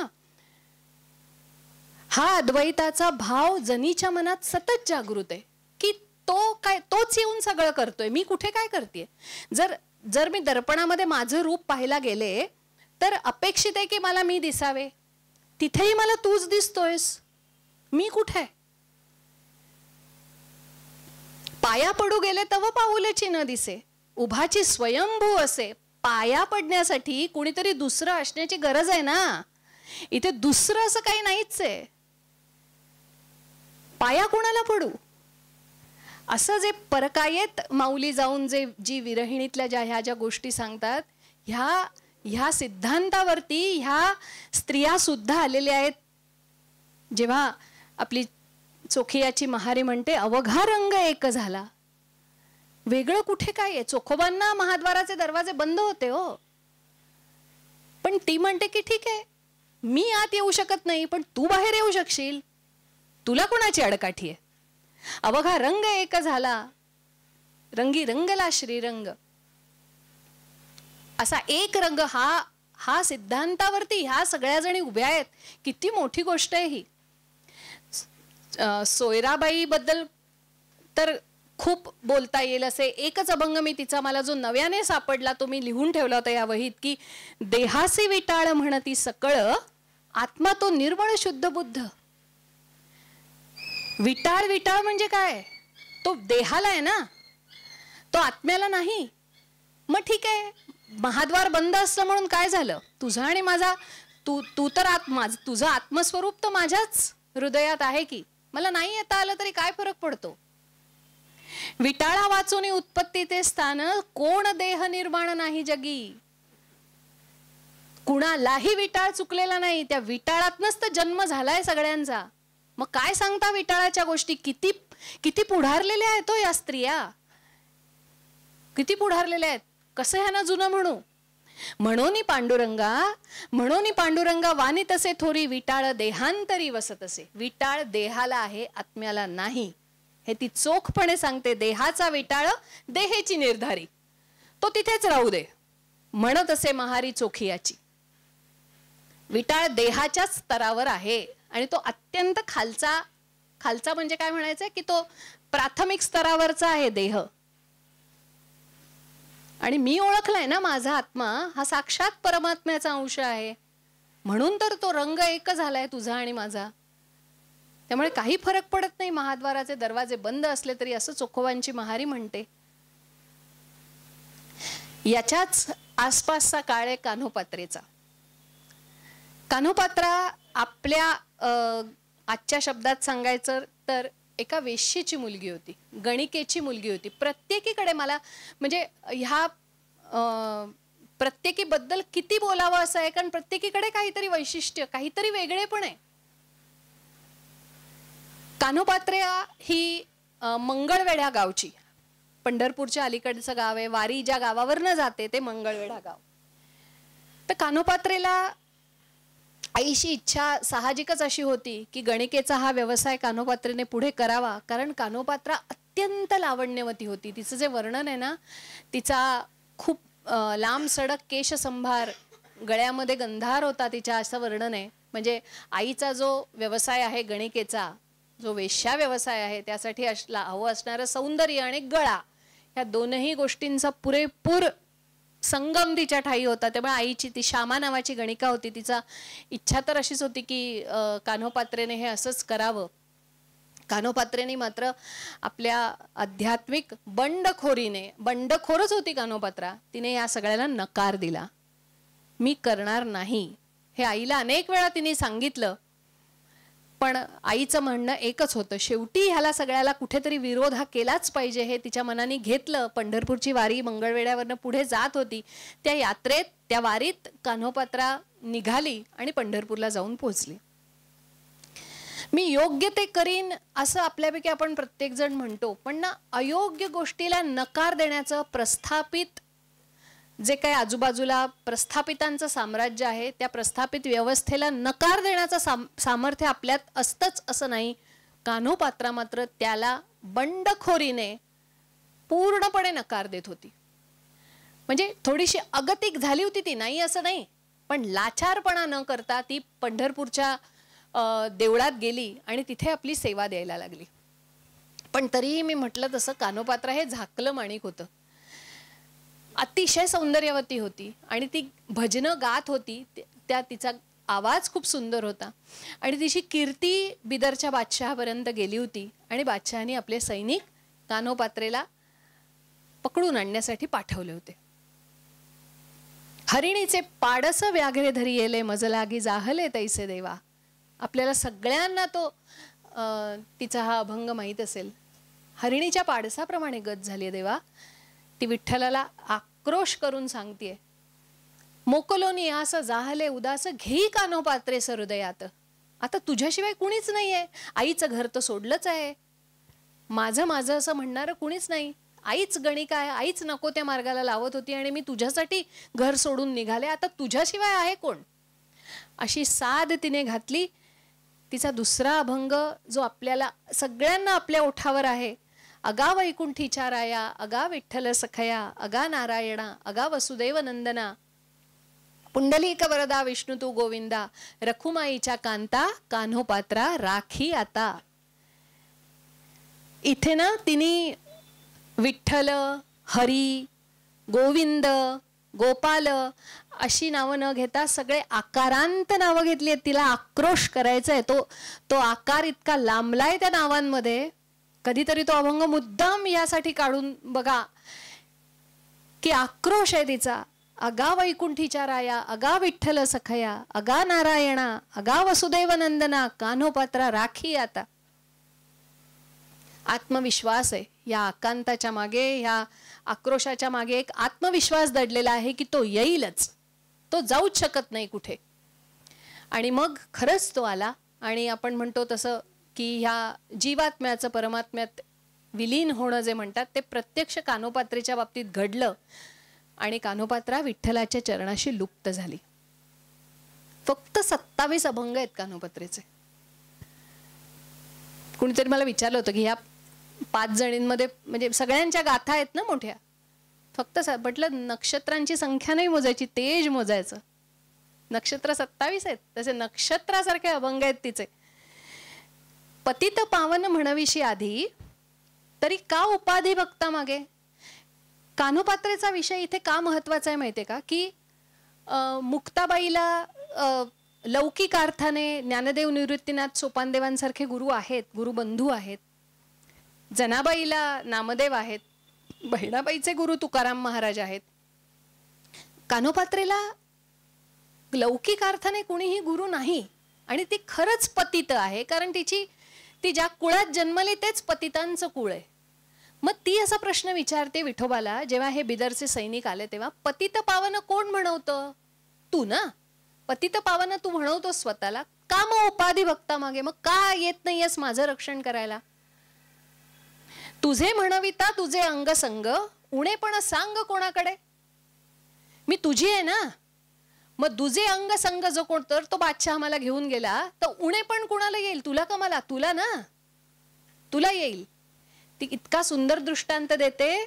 सिंहाचे भातुके जंबुके पै नेतात, थोराची माथा लाज वाटे. सिंहाची शिकार जर लांडग्या कोल्ह्याने पळवून नेली तर लाज कोणाला वाटायला पाहिजे? सिंहाला. तू पतित पावन म्हणवतोस आणि जर मला पळवून नेली तर तुला लाज वाटायला हवी. असा खडा सवाल ती करते. म्हणून म्हटलं ती आध्यात्मिक बंडखोर बाई आहे. आणि तिने यायला लावलं. म्हणे कान्होपात्रा देह समर्पण करावा जतन ब्रीदासाठी.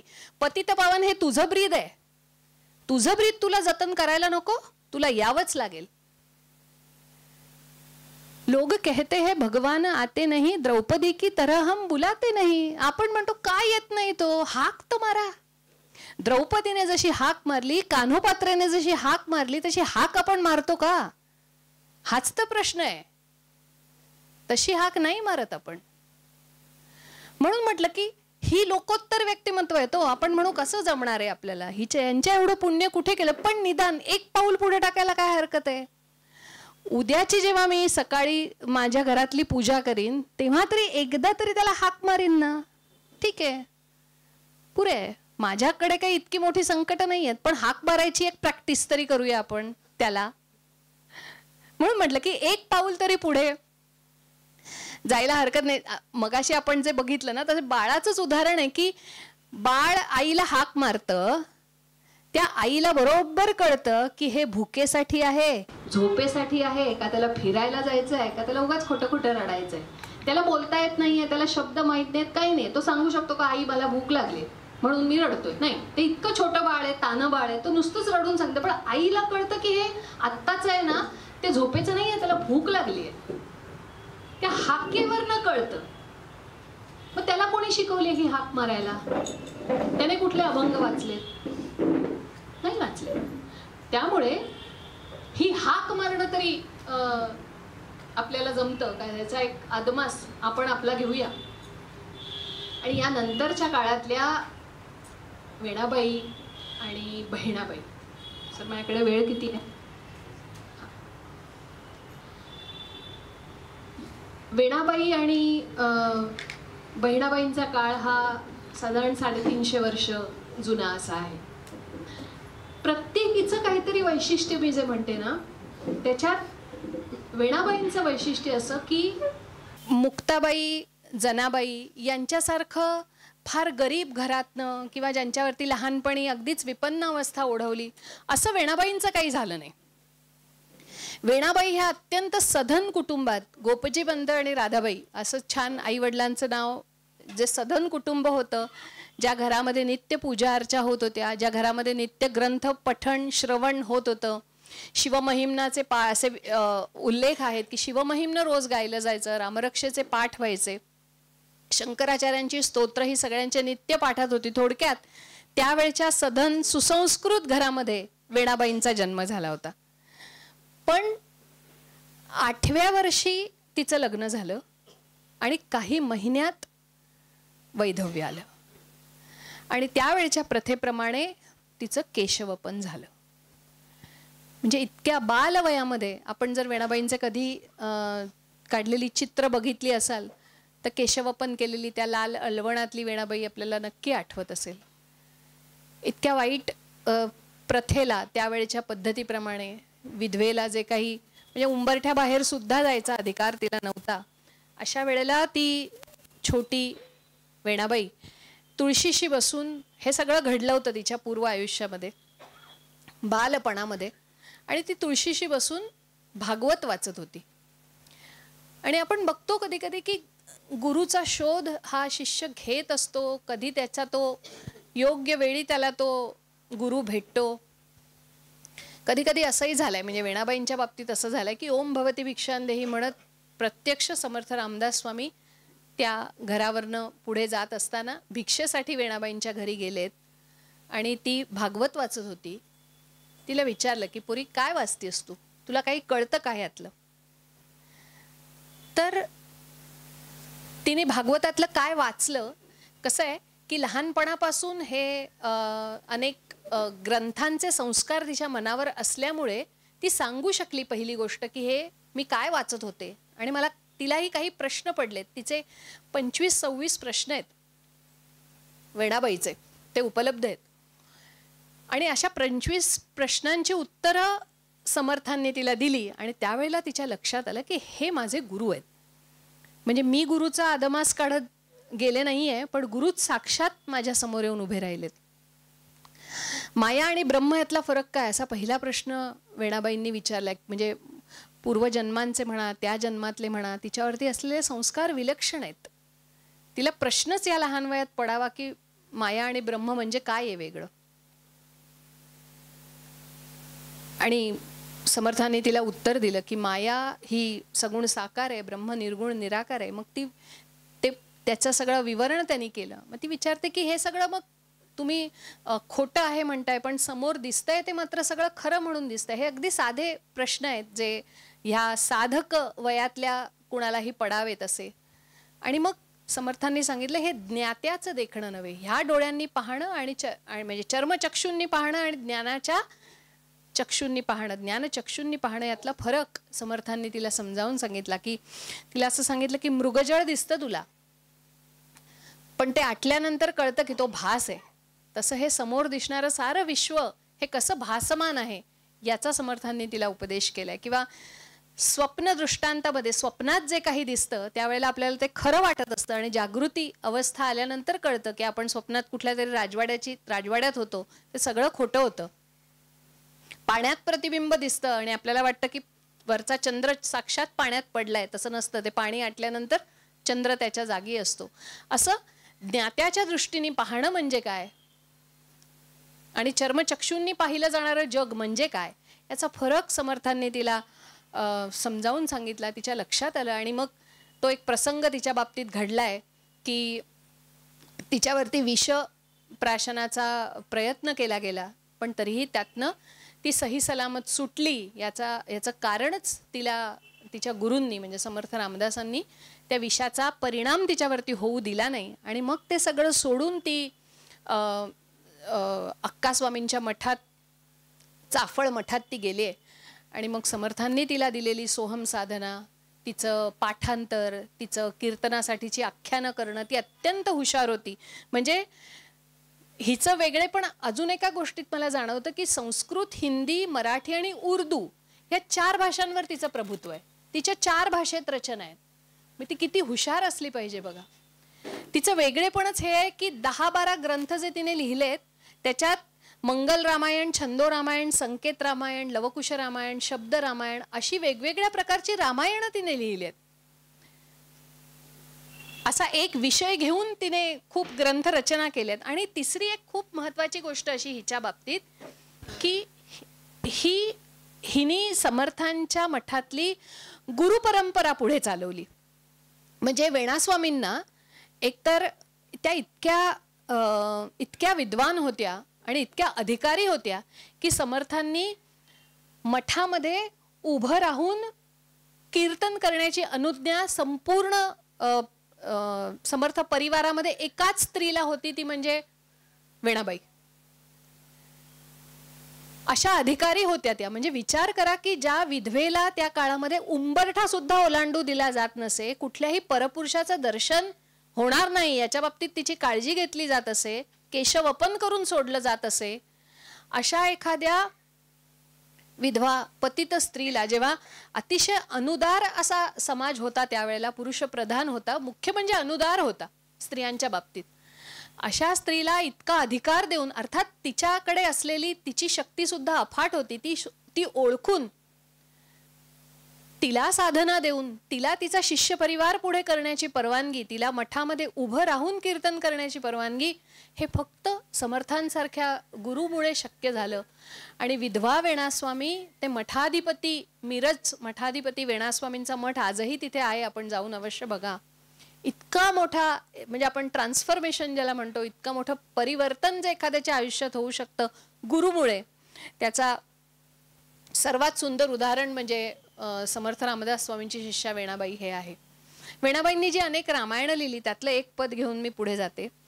खूप तिचे सगळे रचना उपलब्ध आहेत वाचण्यासाठी, कारण खूप रचना तिने केली आहे.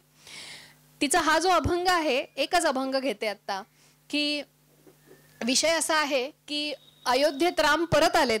फारच औचित्यपूर्ण आहे सध्याच्या घडीला, म्हणून तो घ्यावासा वाटतो मला, की राम अयोध्येत परत आलेत, राजसिंहासनावर राम बसलेत आणि लक्ष्मण बाजूला उभा आहे, जसा एखादा लेखनिक, एखादा PA जसा बाजूला उभा असतो तसं उभा आहे. आणि तो जो दिवस आहे ना, तो सगळ्या जनतेचा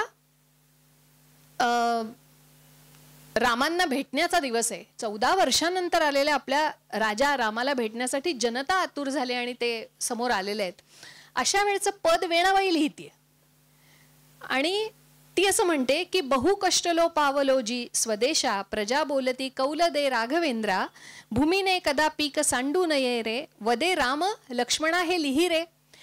आपले सगळे प्रजाजन आपल्याकडे काहीतरी मागणी करतायत आणि राम लक्ष्मणाला सांगतोय, लक्ष्मणा हे लिही बरं का, यांच्या मागण्या आता मला पूर्ण करायला हव्यात, मी राजा म्हणून आता सिंहासनावर बसलोय. मनासारखी मेघवृष्टीचं व्हावी. मी म्हटलं हे आत्ता सुद्धा लागू आहे, डिसेंबर पर्यंत पाऊसच काय पडतोय, नोव्हेंबर संपत आला तरी आत्ता कुठे थांबला, दिवाळीपर्यंत पाऊसच पडला. मनासारखी मेघवृष्टीचं व्हावी, जया पाहिजे ते प्रसंगी पडावी. हे जे निसर्ग चक्र आहे हे शाबूत तसंच्या तसं राहावं. समर्था कदा रोग वारे नको रे, म्हणे राम लक्ष्मणा हे लिही रे. अधिक विस्तार करत नाही, हे कळण्यासारख्या गोष्टी आहेत. सदा वासना धर्मपंथे असावी. प्रजाजनांचा हे रामराज्य कडे जाणारी वाटचाल आहे ना आता. मग प्रजा सुद्धा अशीच आहे, ज्यांचं मागणं सुद्धा असं आहे की सदा वासना धर्मपंथे असावी, दयाशील चातुर्यता श्रेष्ठ द्यावी, समर्था प्रभू पाप बुद्धी नको रे, म्हणे राम लक्ष्मणा हे लिही रे. प्रभू क्लेश घेऊन विश्रांती घ्यावी, देहे तोवर भक्ती तुझी घडावी. वेणास्वामी म्हणे वदे कौल दे रे, म्हणे राम लक्ष्मणा हे लिही रे. आणि मग आता राम ह्या सगळ्यावरती आपली मोहर उमटवतोय शेवटच्या चरणामध्ये. प्रभू बोलला रे अपेक्षित मागा, आज तुम्हाला जे जे काही हवंय ते मागा. असं रामाने सांगावं हे परत भाग्य कुठलं हो म्हटलं. प्रभू बोलला रे अपेक्षित मागा, नका मनी ठेवू समजतंय का सांगा. आज मनात काही ठेवू नका, जे जे काही आहे ते आज मागा. प्रजाजन म्हणतात तुझ्या दर्शना आडकाठी नको रे. म्हटलं हे किती समर्पक झालं. रामाचा तो आशीर्वाद आता फळाला आला. तुझ्या दर्शना आडकाठी नको रे म्हणे राम लक्ष्मणा हे लिही रे. असं सुंदर रामायण अनेक प्रसंगांनी ती रंगवते. आपल्याला लक्षात येत असेल की मनाच्या श्लोकांचं जे भुजंग प्रयात वृत्त आहे, मना सज्जना भक्तिपंथेची जावे तरी श्रीहरी पाविजे तो स्वभावे. जनी वंद्यते सर्व जनी निंद्यते सर्व सोडून द्यावे. जनी वंद्यते सर्व भावे करावे. लगागा लगागा लगागा ही सुंदर रचना येतो. ह्या आपल्या भाषेची वैभवाची स्थानं आहे ती, कुठेतरी सांगितलं गेलंच पाहिजे.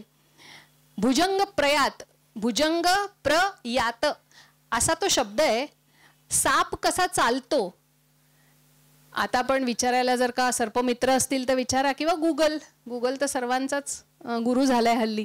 तर तो असा चालतो की 2 पावलं पुढे जा. पावलं म्हणजे 2 स्टेप्स म्हणूया आपण. 2 वेळा पुढे जातो, 1 वेळा मागे येतो, अशी त्याची चाल आहे. हा, त्यामुळे हे जे वृत्त चालतं ना ते लगागा लगागा, गा म्हणजे दीर्घ आणि ल म्हणजे ऱ्हस्व. त्यामुळे 2 दीर्घ घर चालतं आणि 1 ऱ्हस्व घर चालतं. अशा पद्धतीने जे चालतं ते भुजंग प्रयात. ते भुजंग प्रयात वृत्त हे गायनानुकूल असतं. सोप्या पद्धतीने सांगता येतं, लिहिता येतं, रचता येतं आणि समोरच्याला भिडतं ते मनाला. इतकं सोपं वृत्त आहे. त्या वृत्ताचा प्रयोग समर्थांनी खूप केला. आणि मग म्हणजे मला ते आश्चर्य वाटतं की वेणास्वामींची खूप रचना भुजंग प्रयातात झाली, कारण तो एक गुरुच्या रचनांचा प्रभाव किती म्हटलं तरी मनावर किती असेल, अशा सुंदर रचना वेणाबाईंनी केलेत. आणि आता समारोपाकडे येते. मगाशी सरांनी जे सांगितलं की तिनेचं गगन झेलियले, या सगळ्यांचा प्रवास, मुक्ताबाईचा, जनाबाईचा, कानोपात्रेचा, कुणी या सगळ्यांचा जो काही प्रवास मी तुमच्यासमोर मांडते थोडा थोडा, 1-1 अभंगातनं, 2-2 अभंगातनं, तो जिच्याशिवाय पूर्णच होऊ शकत नाही अशी बहिणाबाई. तुकाराम शिष्या बहिणाबाई. म्हणजे बहिणाबाई चौधरी नव्हेत. आधी ती एक कन्फ्युजन असेल तर दूर करूया. म्हणजे माझी माय सरस्वती मले शिकवते बोली, लेक बहिणाच्या मनी किती गुपित भरली. हे लिहिणारी जी लेक बहिणाच्या मनी लिहिणारी जी आहे ती ही नव्हे, ही तुकारामांची शिष्या बहिणाबाई आहे. आणि ह्या सगळ्या संत स्त्रियांची चर्चा जिच्याशिवाय अपुरीच राहील अशी ही बहिणाबाई आहे. हिच्या सुद्धा सगळ्या चरित्राला 2 ठळक बाजू आहेत. एक अत्यंत काळीकुट्ट बाजू आहे आणि एक दुसरी तितकीच उज्ज्वल आहे. अगदी कॉन्ट्रास्ट एकमेकींचे असावेत अशा बाजू हिच्या सगळ्या जीवन प्रवासात दिसून येतात.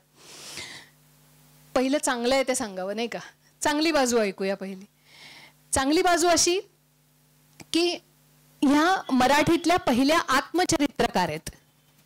बहिणाबाई ह्या पहिल्या आत्मचरित्रकार आहेत मराठीतल्या. आणि हिने आत्मचरित्र म्हणजे कसं सांगितलंय माहितीये का, तिने तिचे मागचे 12 जन्म सांगितलेत ग.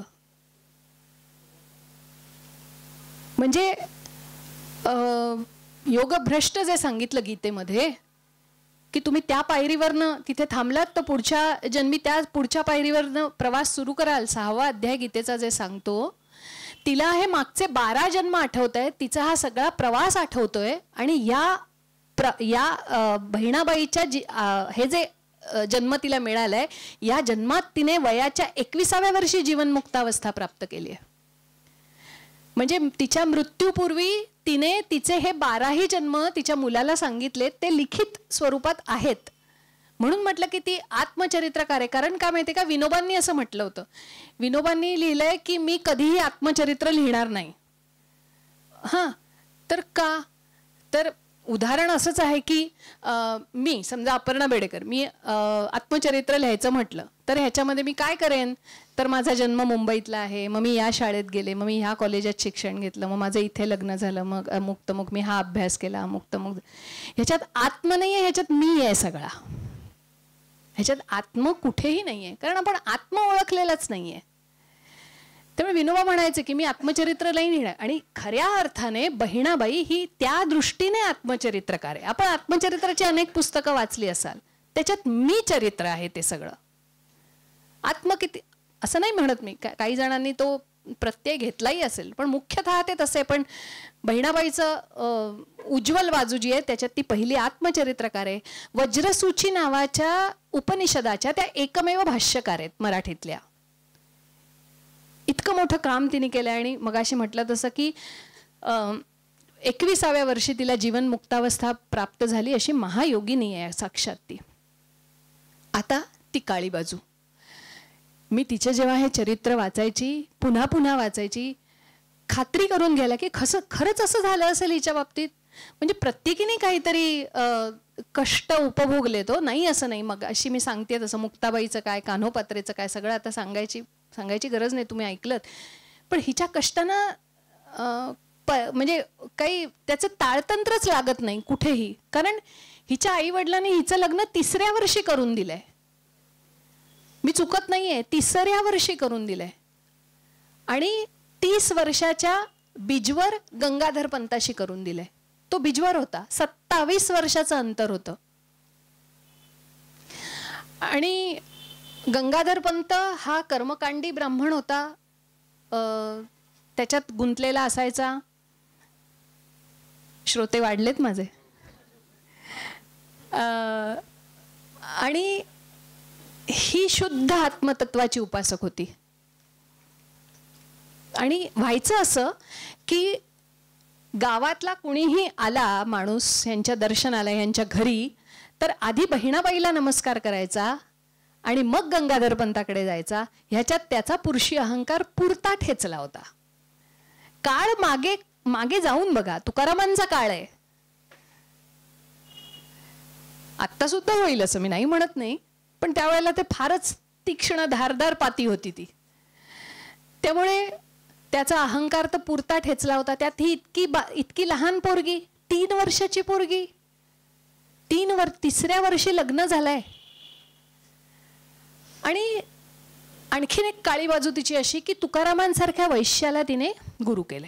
तिला स्वप्न दृष्टांत होता की तुकाराम तुझे गुरु आहेत.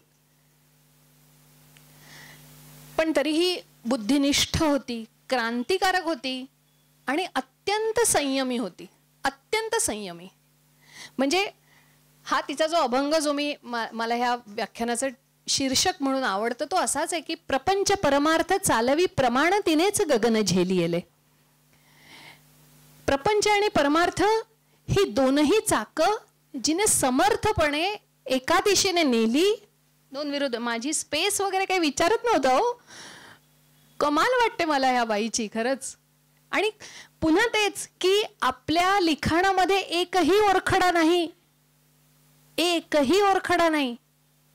कारण तेच आत्मतत्वाच्या उपासक म्हटल्यावर आणखीन काय हवं, बाकी काहीच नाही तिने सांगितलं. प्रपंच परमार्थ चालवी प्रमाण तिनेच गगन झेलिले, कर्म तेची ब्रह्म, ब्रह्म तेची कर्म, ऐसे वर्म जिने सांगितले. अशी ही बहिणाबाई की प्रपंचात राहून सुद्धा सर्व कर्म ब्रह्मार्पण करता येतात आणि त्या ब्रह्माला प्राप्त करण्यासाठी कर्मयोग सोडावाच लागत नाही, ते तर साधन रूपच आहे. असा सगळा सारासार विचार, असा सगळा विवेक जिने सांगितला ती ही बहिणाबाई. पण ना, म्हणजे मला असं वाटतं की फरफट किती झाली असेल या बाईची, याचा विचार अस्वस्थ करतो कधी कधी. म्हणजे आपल्यापैकी अनेक जण फॉर्म्युला 1च्या मॅचेस बघत असाल, एकाला जर का त्या एखाद्या वाहनाला त्या फॉर्म्युला 1च्या गाडीचं चाक आहे आणि दुसरं बैलगाडीचं चाक असेल तर किती फरफट होईल हो त्या गाडीची. इतकी फरफट आहे. म्हणजे नुसतं वयात नाही, तिच्या आणि गंगाधर पंताच्या आकलनात, बुद्धीत, सर्वथा सगळ्या क्षमतांमध्ये हे F1 आणि बैलगाडीचं चाक, हे मला फारच मनाला पटलंय ते उदाहरण म्हणून मी तुम्हाला देतेय. कदाचित ते फार बालिश वाटत असेल, पण खरंच तसं आहे. तिची फरफट इतकी झालेली आहे, पण तरीही ती म्हणते की प्रपंच परमार्थ चालवी प्रमाण तिनेच गगन झेलिले. ती नाही दुसरं काही सांगत. कारण हिचं वेगळे पण मला काय वाटतं की मुक्ताबाईला, जनाबाईला, कान्होपात्रेला प्रपंच करावा लागलेला नाहीये. वेणाबाईंना करावा लागला पण वैधव्य चालय. प्रत्येकीचं काहीतरी वेगळेपण आहे. ही मात्र प्रपंच परमार्थ दोन्ही करून कुणाला कुठल्या पारड्यात मला टाकायचं नाहीये. मी वेगळेपण सांगते, वैशिष्ट्य किती मोठी आहेत त्याची हे सांगते मी तुम्हाला. आणि हा जो समतल विचार आहे हा ती कायम सांगत राहिली. काय निवडावं, कसं निवडावं, निरक्षीर विवेक कसा करावा ह्याची सर्वथा उदाहरणं. आणि प्रपंच परमार्थाला एका दिशेने एकाच पद्धतीने कुठली फरफट न होऊ देता कसं चालावं याचा विवेक विचार हा बहिणाबाईच्या काव्यातनं. म्हणून मी म्हणते की शाश्वत मूल्यांचा जो मगाशी मी विचार करते ना, ही सगळी मूल्य इथे सापडतात. हा शाश्वताचा प्रवास आहे. एक अभंग तिचा घेते. काजळासारखी कस्तुरी ही काळी, गुणे ती वेगळी आपुलिया. काजळ काळ आहे, कस्तुरी काळी आहे, कसं निवडायचं, तिथे गुण बघा. हा विवेकाचा प्रश्न आहे. तो विवेक इथे जागृत हवा तर आपल्याला कळेल काजळ कुठलं आहे, कस्तुरी कुठली आहे. तक्र आणि दूध वर्णे ते समान. अधिक वर्णन करत नाही आपण, सगळे सुज्ञ आहात. परी गुण भिन्न भिन्न त्याचे. बहिणी म्हणे गारा परीच हे शुभ्र, नीर आणि अभ्रसारखेची. सुवर्ण आणि पितळ दिसत असे पीतवर्ण. सोनं आणि पितळ पिवळ्या रंगाचं दिसतं. गंगाजळ अन्य सारखेची. सगळंच पाणी H2O आहे, पण विवेकाने ते तीर्थ होत आहे ना. आकाशी कावळा करीत असे गती, गरुड पक्षी रीती तेच असे. पंख दोघांना तेच दिलेत, आकाशही तेच दिलंय, भरारीचं बळ तेच दिलंय, पण कावळ्याची गती वेगळी, गरुडाची गती वेगळी आहे ना. निरक्षीर विवेक, त्यातले गुण आपल्याला ओळखता आले पाहिजेत ना. आपण त्रयस्थपणे ह्या सगळ्याचा विचार करत राहिला पाहिजे. काय निवडावं आयुष्यात, हे का ते. बहिणी म्हणे पहा विचारोनी मनी, ज्ञान सर्वाहुनी श्रेष्ठ असे. जो ज्ञानाचा उपासक आहे, जो शुद्ध ज्ञानाचा उपासक आहे, त्याच्याकडे हा विवेक सदा जागृत असतोच असतो, असं ती सांगते. मला गुरुजींनी एक उदाहरण दिलं होतं. अर्जुनाला सुद्धा धर्म आणि अधर्मातला विवेक करायचा नव्हता हो. तो धर्मप्रियच राजा होता, राजकुमार होता. धर्मयुद्ध जरी असलं तरी त्याला पूर्ण कल्पना होती या धर्मयुद्धातलं सुद्धा काय योग्य वेळी चांगलं काय आणि कुठलं मला त्यागायला पाहिजे याचा विवेक अर्जुनाला नव्हता. म्हणजे काय झालं होतं, मला उदाहरण सुंदर दिलं होतं गुरुजींनी, की एखादा सैनिक आहे, तो सैनिक मातृभूमीची सेवा करण्यासाठी कुठल्या तरी बॉर्डरवरती त्याचं पोस्टिंग आहे, तो तिथे आहे. त्याला तिथे सूचना गेली की बाबा रे तुझी आई बरी नाहीये, तुला काही दिवसांकरता घरी बोलवलेलं आहे. तो रितसरपणे अर्ज करतो, तो त्याची रजा मान्य करून घेतो आणि तो आपल्या आईच्या सेवेसाठी घरी येतो. घरी आल्यानंतर पुन्हा तिथे काहीतरी घटना घडते जिथे त्याचं पोस्टिंग असतं आणि त्याला ताबडतोब बोलावलं. आता मातृभूमी की स्वतःची आई. किती मोठा विवेक करायचंय. नेहमी चांगली आणि वाईट बाजू असेल असं नाही म्हणता येत. गुरुजी म्हणतात मला दोन चांगल्यातलं काय निवडायचं. आईची सेवा पण तितकीच महत्वाची आहे आणि मातृभूमीसाठी जाणं हेही त्या क्षणी महत्वाचं आहे. मग काय निवडायचं. नेहमीच नीर आणि क्षीर आहे असं नाही. त्यामुळे हा सगळा विवेक या साहित्यातनं नक्कीच आणि नक्कीच मिळतो. आपण योग्य वेळी, मला गुरुजी म्हणाले जे समर्थांच्या साहित्य म्हणजे कुठल्याही संत साहित्याचंच म्हणू आपण, अभ्यास करतात त्यांचे निर्णय कधी चुकत नाहीत.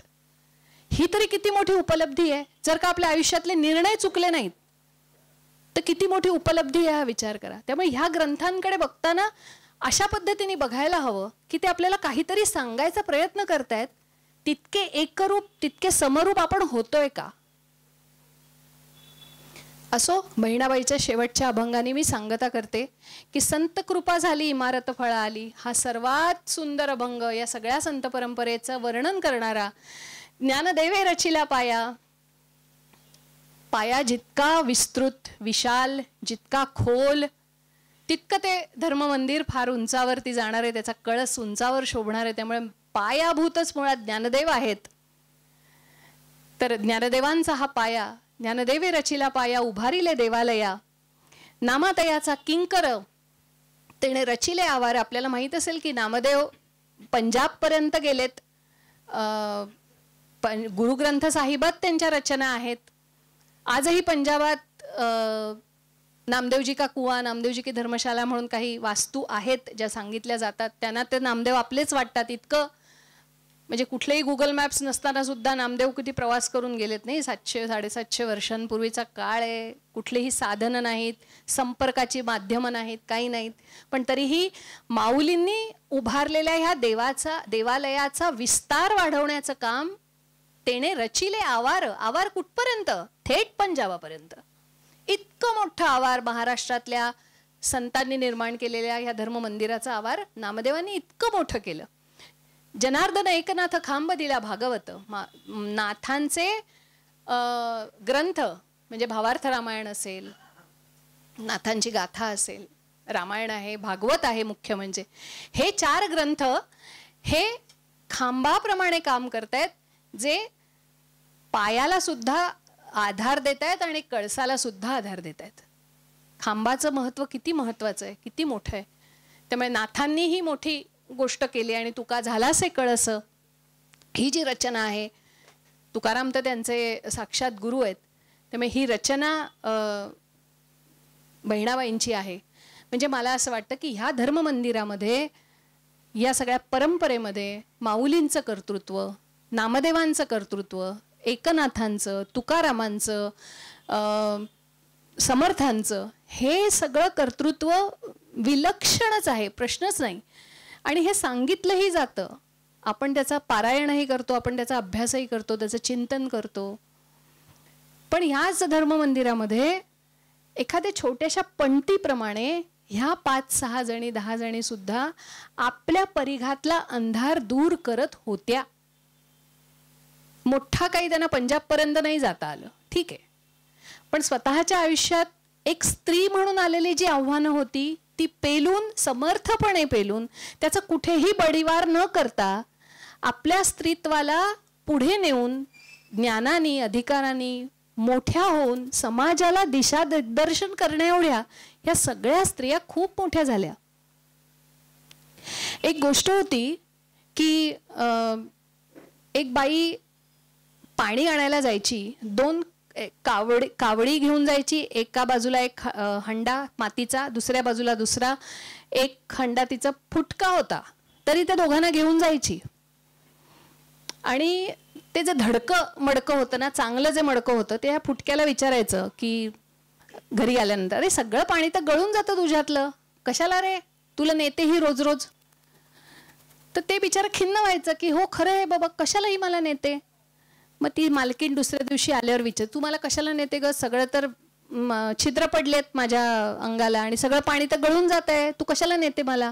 ती म्हणते थांब, उद्या जेव्हा नेईन ना तेव्हा तुला सांगते. पुन्हा दुसऱ्या दिवशी ती नदीवर घेऊन जाते आणि पाणी भरते आणि घेऊन येते.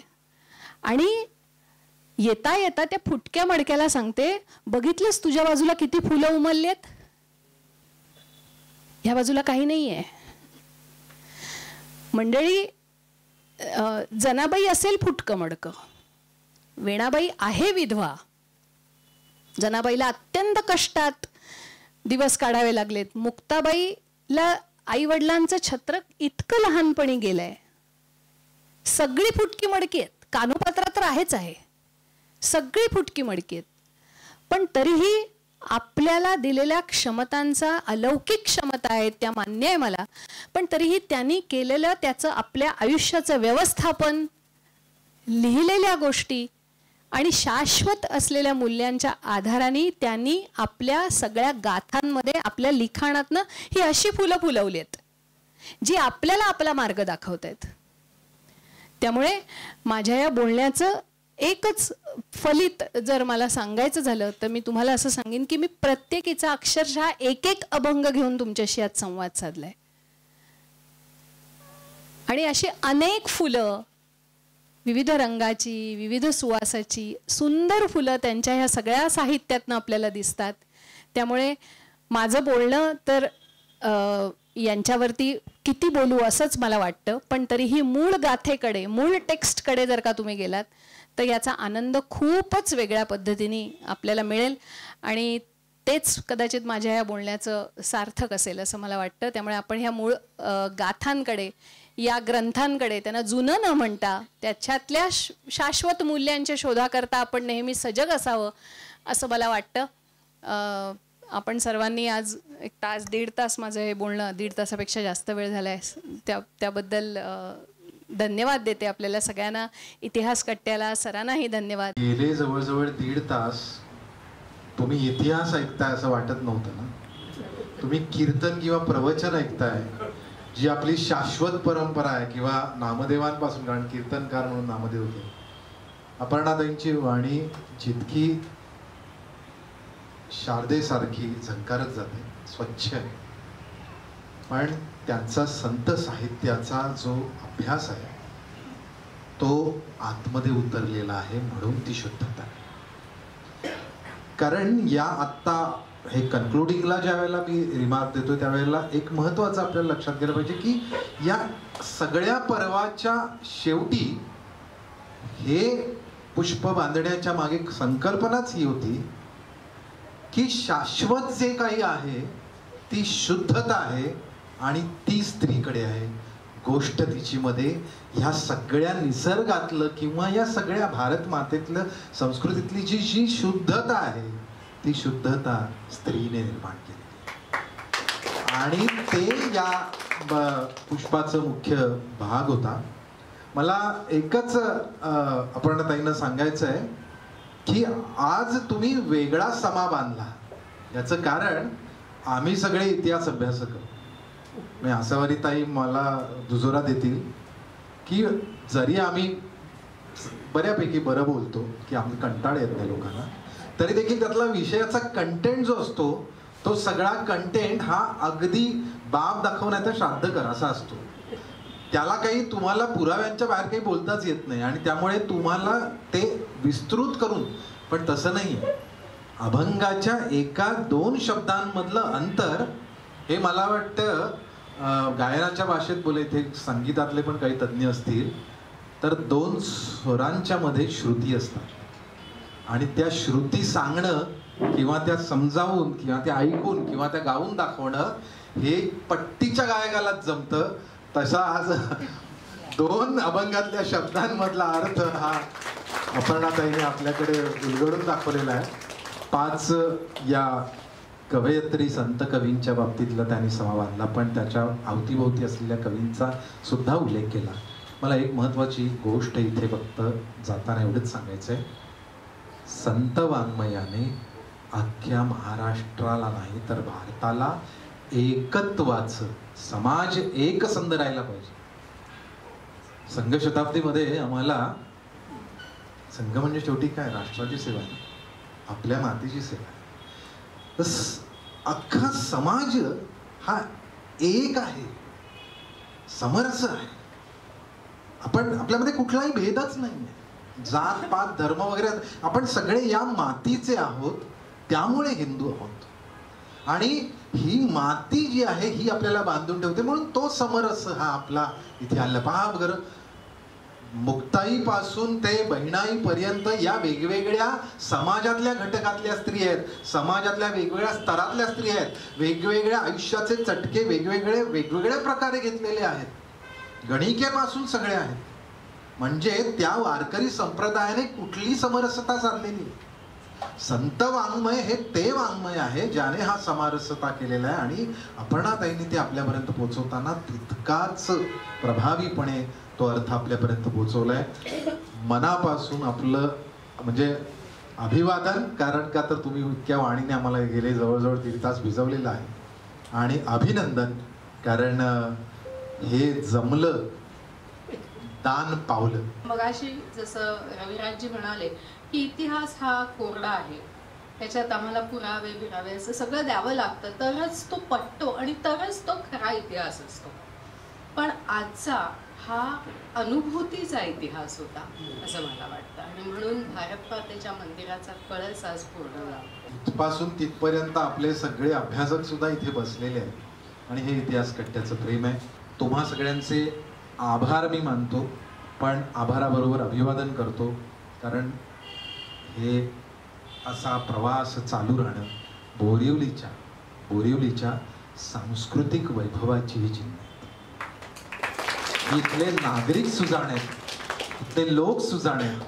त्यांना जिथे जिथे चांगलं आहे तिथे तिथपर्यंत ते पोचतात आणि ते वाढवण्याचा प्रयत्न करतात. मला असं वाटतं सहनावतु सहनौ भुनक्तु सहवीर्यम करवावहे, ही संस्कृती अजून काय असावी या एकाच विचाराने भारत मातेच्या चरणी हे पर्व इथे थांबवतो आहोत. रजा घेतो. अपर्णाताई, धन्यवाद.